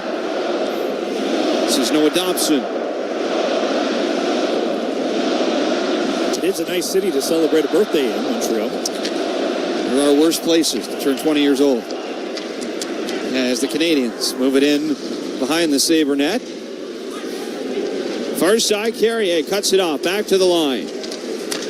Carrier moves that off the board. Slavkovsky there to pick it up. And he'll pass it over near wing for Caulfield. Move down low. Bowen Byram is there. And he'll shovel it behind the net for Owen Power. Played out through center. And nobody got a touch on that, so it's going to go for an ice call with 13:57 to go in this game. Last time the Sabres had a lead in the third period was in Game 1. Canadians outshot them 11-1. Sabres, that was some interesting defending. They didn't really put any offensive pressure once they had that lead, and with a 2-goal lead in that game, they just kept the Canadians on the outside. Different story for Games 2 and 3, but lots of time with 13 minutes. The Canadians still going to try and work that puck into the high danger areas. New hook in for the Ozone faceoff. Sabres win it back. And Byram plays it around the boards all the way out. And down the ice, it'll be Lane Hudson to pick it up. Up to center he goes. Here's Newhook left side. Moving in. Behind the Sabre net. All the way back to the blue line. Here's Hudson. Left side, launches it wide. Newhook back to the far corner. Thompson there to fish it away. To the line. Dobson can't hold it. Newhook recovers at center. Over to Jake Evans. Now off to Demidov. To pass it through the middle. Broken up by Samuelson. And out to center it goes. Habs all the way back into their own zone. There's Mike Matheson up to Texier. Moving in from center. Near side corner. Buffalo get it out to the neutral zone. And they might have numbers here. Zucker moving in. Passes over. And Jakub Dobish comes up with a monster pad save on Hellenis. As Montreal back the other way, trying to cut through the middle. Danault can't get a strong shot off. And the finest work of the night from Jakub Domish might have just saved the game for Montreal. Mark that one down. Zucker with a perfect saucer pass, and Dobesh goes all out, dropping everything, including his stick, to go left to right, and that right pad comes up big for Montreal. We're going to break. Back in a moment here with the Habs trailing 3-2 on Habs Hockey on TSN 690.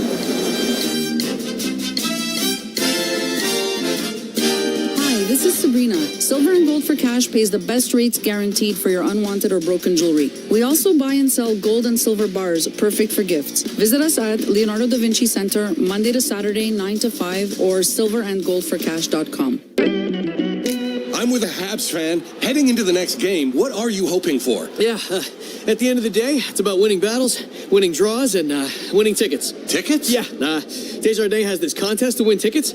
You put your name in, give yourself a chance, and you live with the result, you know? You heard it, Desjardins members. Enter the Take Your Shot contest for a chance to win 2 tickets to the next Habs home game. Contest details and entry at desjardins.com/Habs. Conditions apply.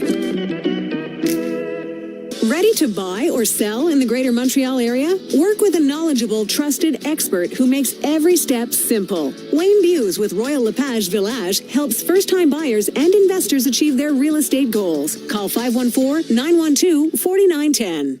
The Montreal Canadiens Fan Jam, presented by LeCage, comes to life for the playoffs. Be there for the biggest outdoor party in the city, featuring tattoos, a barber, food, drinks, and more.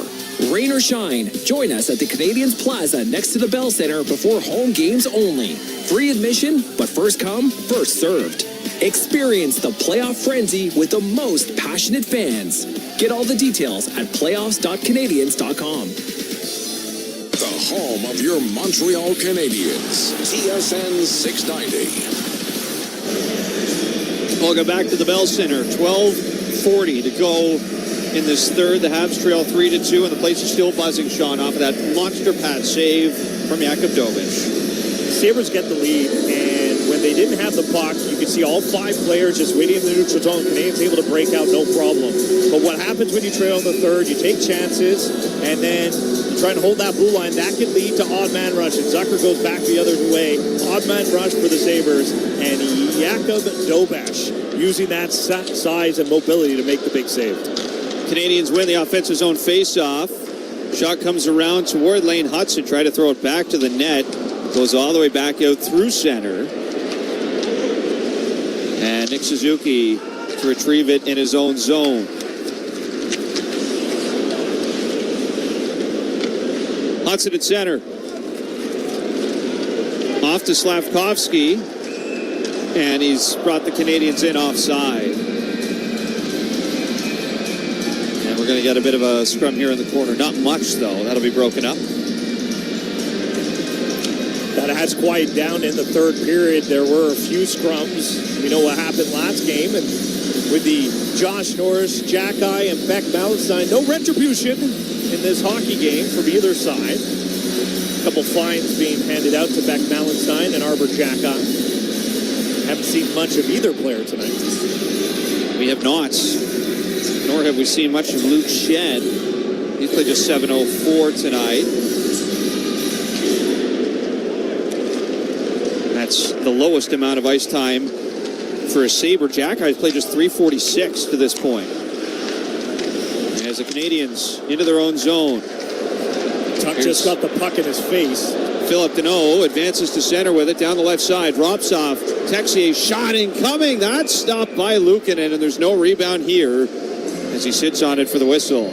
Danault drove the net looking for that rebound, but it landed right in front of him. And Texier is so dangerous in that area. We saw that in the first round versus Tampa Bay. He caught Vasilevsky on the glove, and that one trickled in, and he had one short side. It's one thing Texier has always had, a very dangerous shot that he could change the angle on. Trying to beat Luukkonen on that one.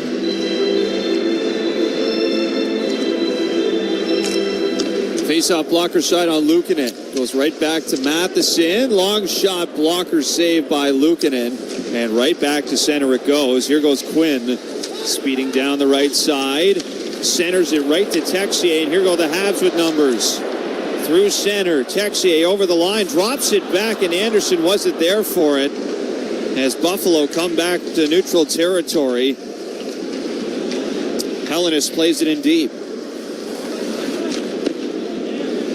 And the Canadiens reset behind the net. Here's Demidov up the left side, through center. Stops at the hash marks in the Sabres zone. Played around for Dobson.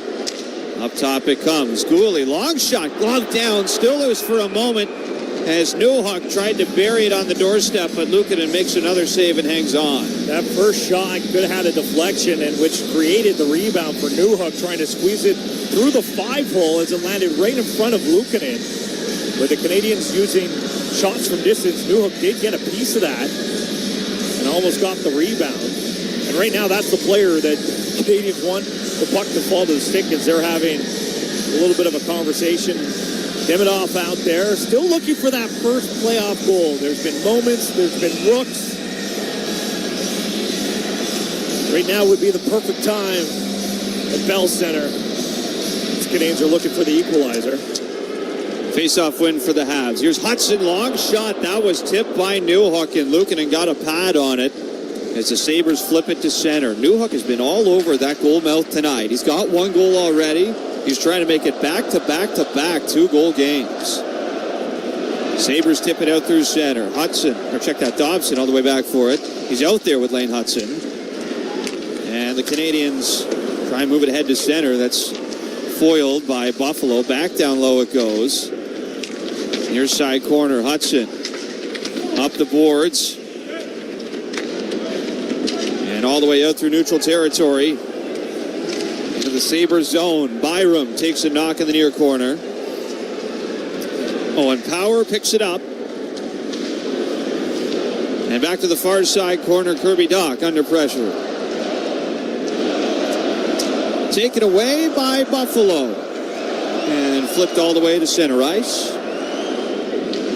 Zach Bolduc right back in over the Buffalo line for Montreal. Didn't get very far. Back to neutral territory. It's played in by the Canadiens. Now Byram. Up the far side, can't clear it. Dach flings it wide of the net. Near side, Veleno stays with it. Threads it around for Carrier. From the line, and Luukkonen, no problem with that. Extends the glove out to make the save, and he'll snatch it for the whistle here with 9:35 remaining in period number 3. It's a 3-2 Buffalo lead. We're back in a moment here on Habs Hockey on TSN 690.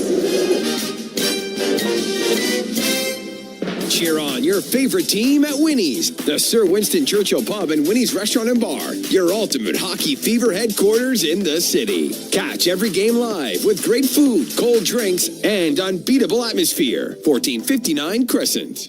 Are you looking for a damage insurance broker that specializes in commercial insurance? There is only one name, SOR Insurance. Present in 12 regions in Quebec, SOR Insurance brokers are the perfect advisors for you. With more than 65 years experience, SOR Insurance is proud of its team of brokers who stand out for their ability to select the best products for your business. Call 833-370-2704 or visit SOR.ca to ask for a quote. You deserve the best broker there is. SOR Insurance, official damage insurance partner of the Montreal Canadiens.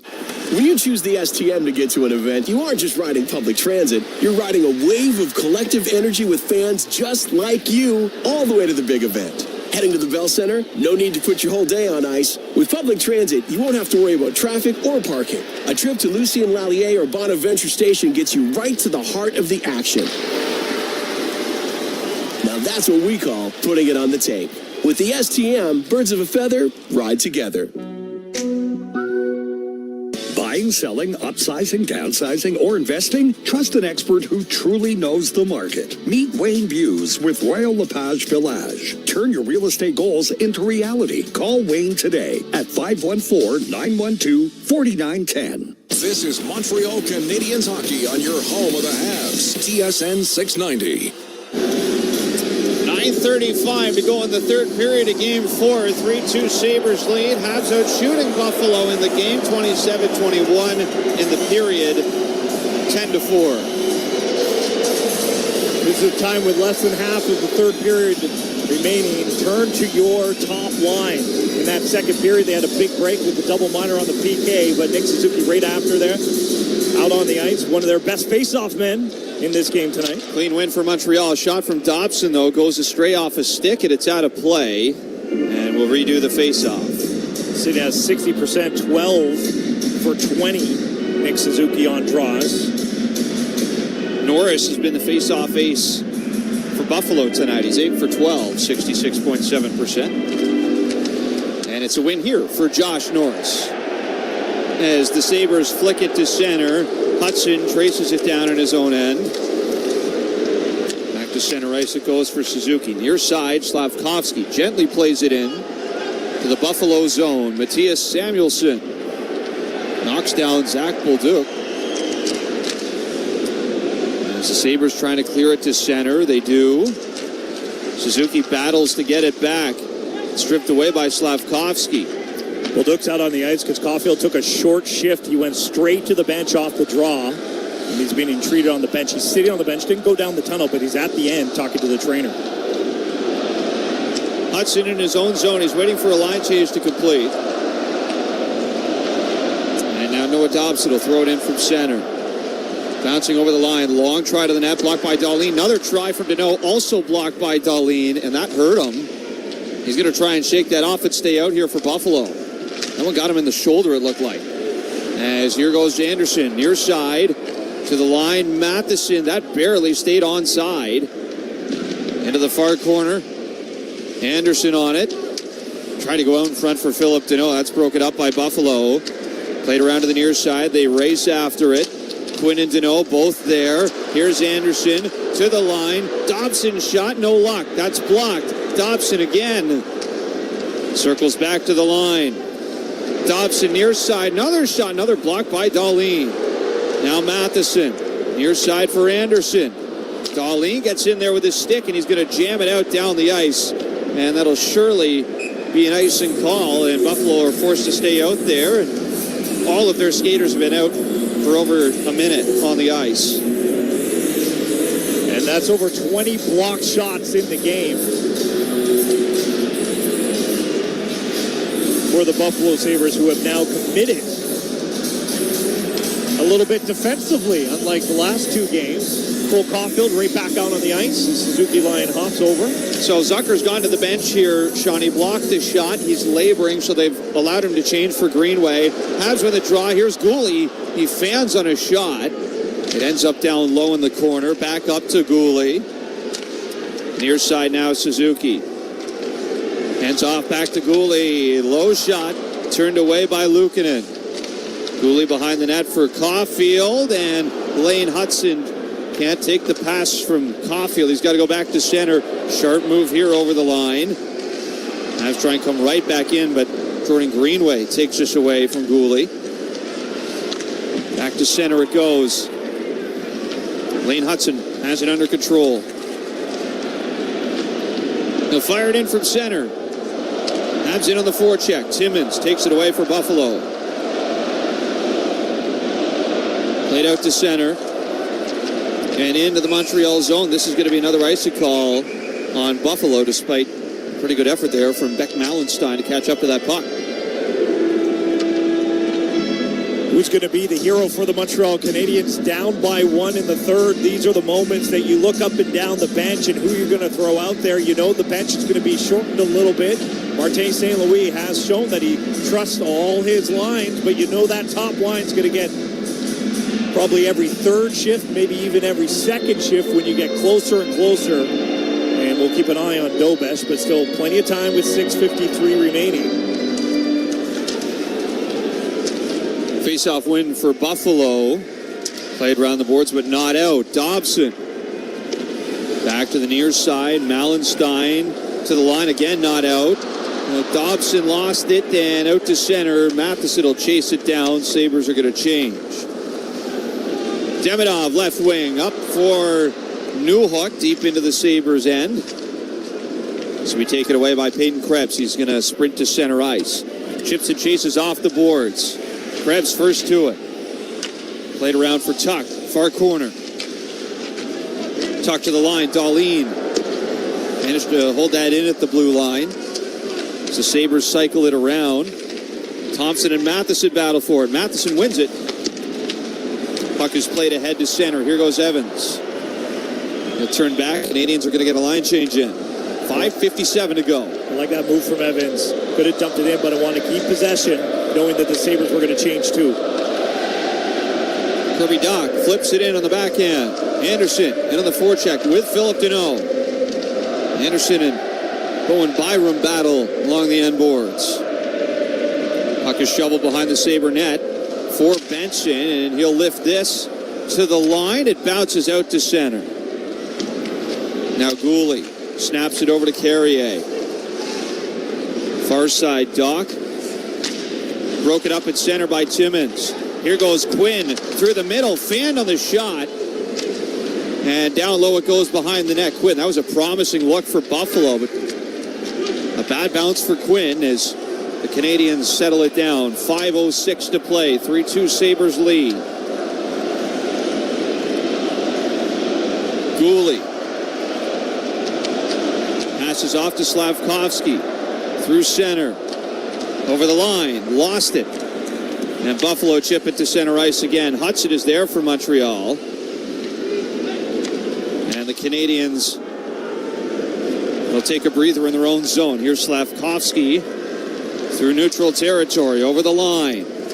Near side corner. Sweeps it around. Right to Noah Dobson. Cross ice. Caulfield near wing. He is pressured by Malenstein. Forced off far side. Dobson weak shot. Easily saved by Luukkonen as Slavkovsky went down in front. And he's still down on the ice. We got the whistle here as Slavkovsky might need some help as Jim Ramsey's rushing out to attend to him. He and Connor Timmins were tied up right in front of Luukkonen. Both players collide and lose their sticks. Slavkovsky stays down. He had the head snap back, and his glove went to his face. And Nick Suzuki having a conversation. No arms go up with 4:15 remaining. Going to get a replay here. And it was actually Luukkonen's stick. Bit of an accidental butt end. Luukkonen wasn't even looking at him, but he did get him in the face with the stick. So it wasn't Timmins, as both Timmins and Slavkovsky lost their sticks on the play, but it was Luukkonen as the puck came in on the shot and turned it in the corner. He tried to blocker it towards the end boards, and he got Slavkovsky up high. No penalty on the play. We'll be back here with 4:15 to play in the third in Game 4 on Habs Hockey on TSN 690. Abrysvo is an RSV vaccine. 60 or over? Talk to your healthcare provider about Pfizer's Abrysvo. Visit abrysvo.ca.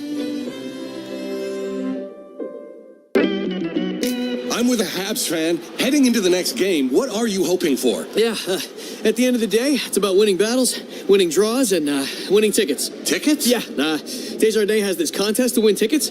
You put your name in, give yourself a chance, and you live with the result, you know? You heard it, Desjardins members. Enter the Take Your Shot contest for a chance to win 2 tickets to the next Habs home game. Contest details and entry at desjardins.com/Habs. Conditions apply.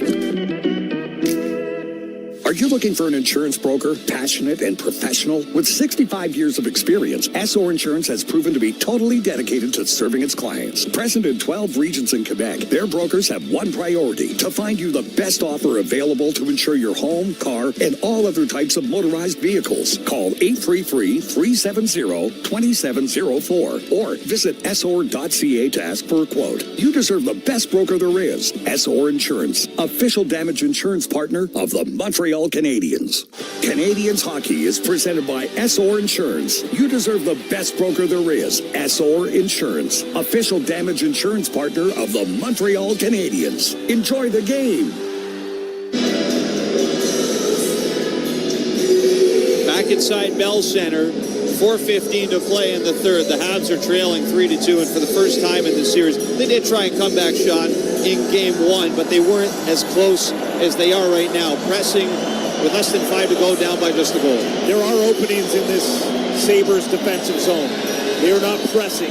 They're keeping all 5 players on their side of the red line. Canadians, if they can find the open man with the Sabres committed to the shot blocking tonight, they may be able to get a look or two in the final 4 minutes to try and equalize this game.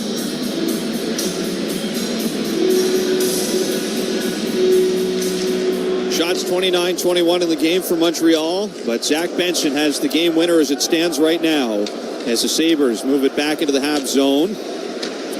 Canadians get to it with Jake Evans. He'll venture ahead to center. 4 minutes on the clock. Evans to the Buffalo line, picked off, nudged ahead by Benson. Doan races after it, cut off by Matheson. And here goes Newhook left side. Carries in deep on Samuelson. To the end boards, taken away by Montreal. Matheson rolled back down low. Tuck gets to it. Trying to spin off a check that almost came loose in front. It is corralled by Peyton Krebs.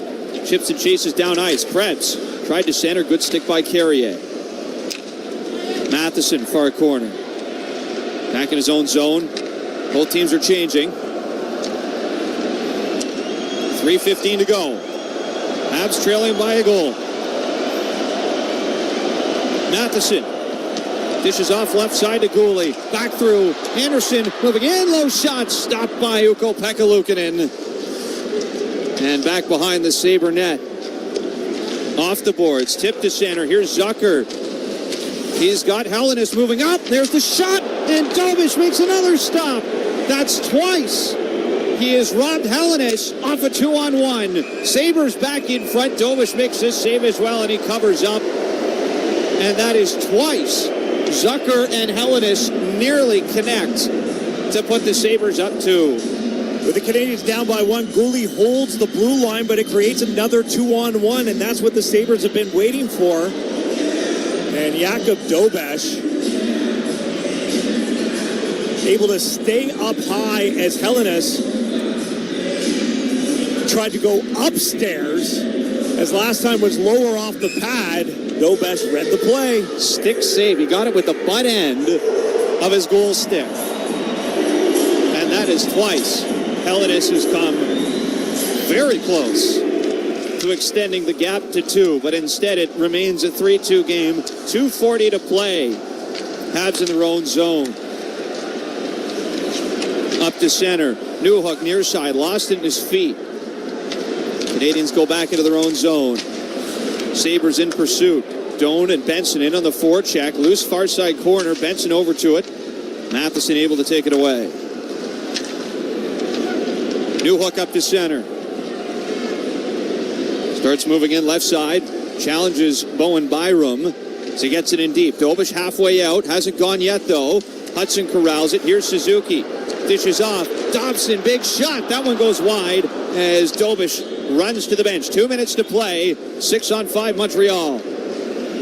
Down 3-2. It's a 2-minute drill in game 4. Far side, Caulfield. Floats it back up high for Dobson. Far wing Demidov. Hudson. Back to Dobson. One-timer. That hit bodies in front. And the Sabres clear it. They went for the empty net, but it's cut off at center by Dobson. Get Anderson in front of the net. He goes to the bench for Slafkovsky. Now Dobson moves in. Tries a wrister. Good block by Timmins. Settled down by Slafkovsky. Minute 25 to go. Far side Hudson. Up top for Dobson. Near side. Caulfield shot. That's off of Samuelson, and it goes way high. Out of play as Sean, the Sabres have bared down on shot blocking, and it's paid off for them so far in the third.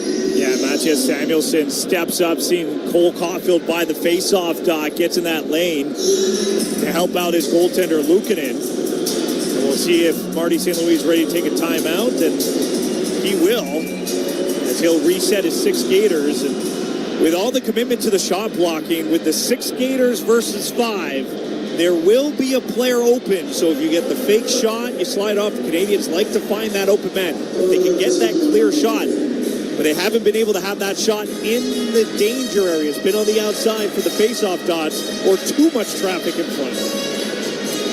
Once again, the space has been there tonight, but the Habs just haven't found a way to get more than two past Ukko-Pekka Luukkonen. We talk about the two big saves from Dobish going post to post on Hellenis. How about the two saves on Caulfield from Luukkonen on the power play, or on the penalty kill in Buffalo's case, going back into the start of the second period? Yeah, you tie that in with the fortunate bounce that the Canadiens didn't get, and Tage Thompson did get on the power play.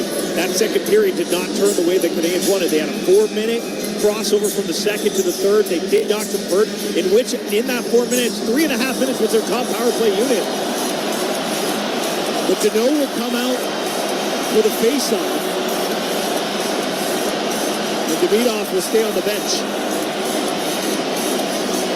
So it's Suzuki, Hudson, Dobson, Caulfield, Slavkovsky, and as you mentioned, DOMO in for the face-off versus Josh Norris. Tie up off the draw, Habs win it. Caulfield, near side. From the hash marks to the line for Dobson. Far side, Lane Hudson. Switches with Dobson. Throws it to the far corner. DOMO is there. And he's rocked to the far boards by Samuelson. Sabres trying to knock it loose. Final minute in the third. Hudson near side. Spins away from Greenway. Up top. Over to Dobson. Uncorks it one time, but that's blocked. Now behind the Buffalo net. Puck spills loose. Sabres on it. Norris lifts it to center. Lobs it down ice. This won't go for icing. And it allows Buffalo to change. 35 to play. Habs through center. It's tipped in by Caulfield. Reeled in by Luukkonen. He's going to keep it moving. Off the boards by Buffalo to the line, not out. And now pushed by Hudson. It gets to center. Flown wide of the net by Thompson. Back to the Montreal zone. 20 seconds to go. We have seen the Habs pull off crazier comebacks before. Here's Suzuki to center. 10 seconds. Hudson left side to the attacking zone. Broken up by Krebs. Played out to center ice again. And the Montreal Canadiens will have to pull off something quick here. This will be an icing call, or is it a high stick? The whistle blew for a high stick, but it looks like this game might be over. The clock is hit 0, and the Buffalo Sabres clear the bench. The Sabres are celebrating. The Canadiens are going down the tunnel. The referees are checking if there's time on the clock, but the faceoff's going to be in the Canadian zone with maybe half a second remaining. They're going to just run that off. So it's not going to matter here. We've got ourselves a final score in Game 4. The Buffalo Sabres get a go-ahead goal in the third period, and it turns out to be enough in a 3-2 Game 4 victory, and the series, just like it was in Tampa Bay, after 4, is tied at 2. That's why the two previous games don't matter, and you have to play game by game. In a 7-game series, it turns to Buffalo. It's a best of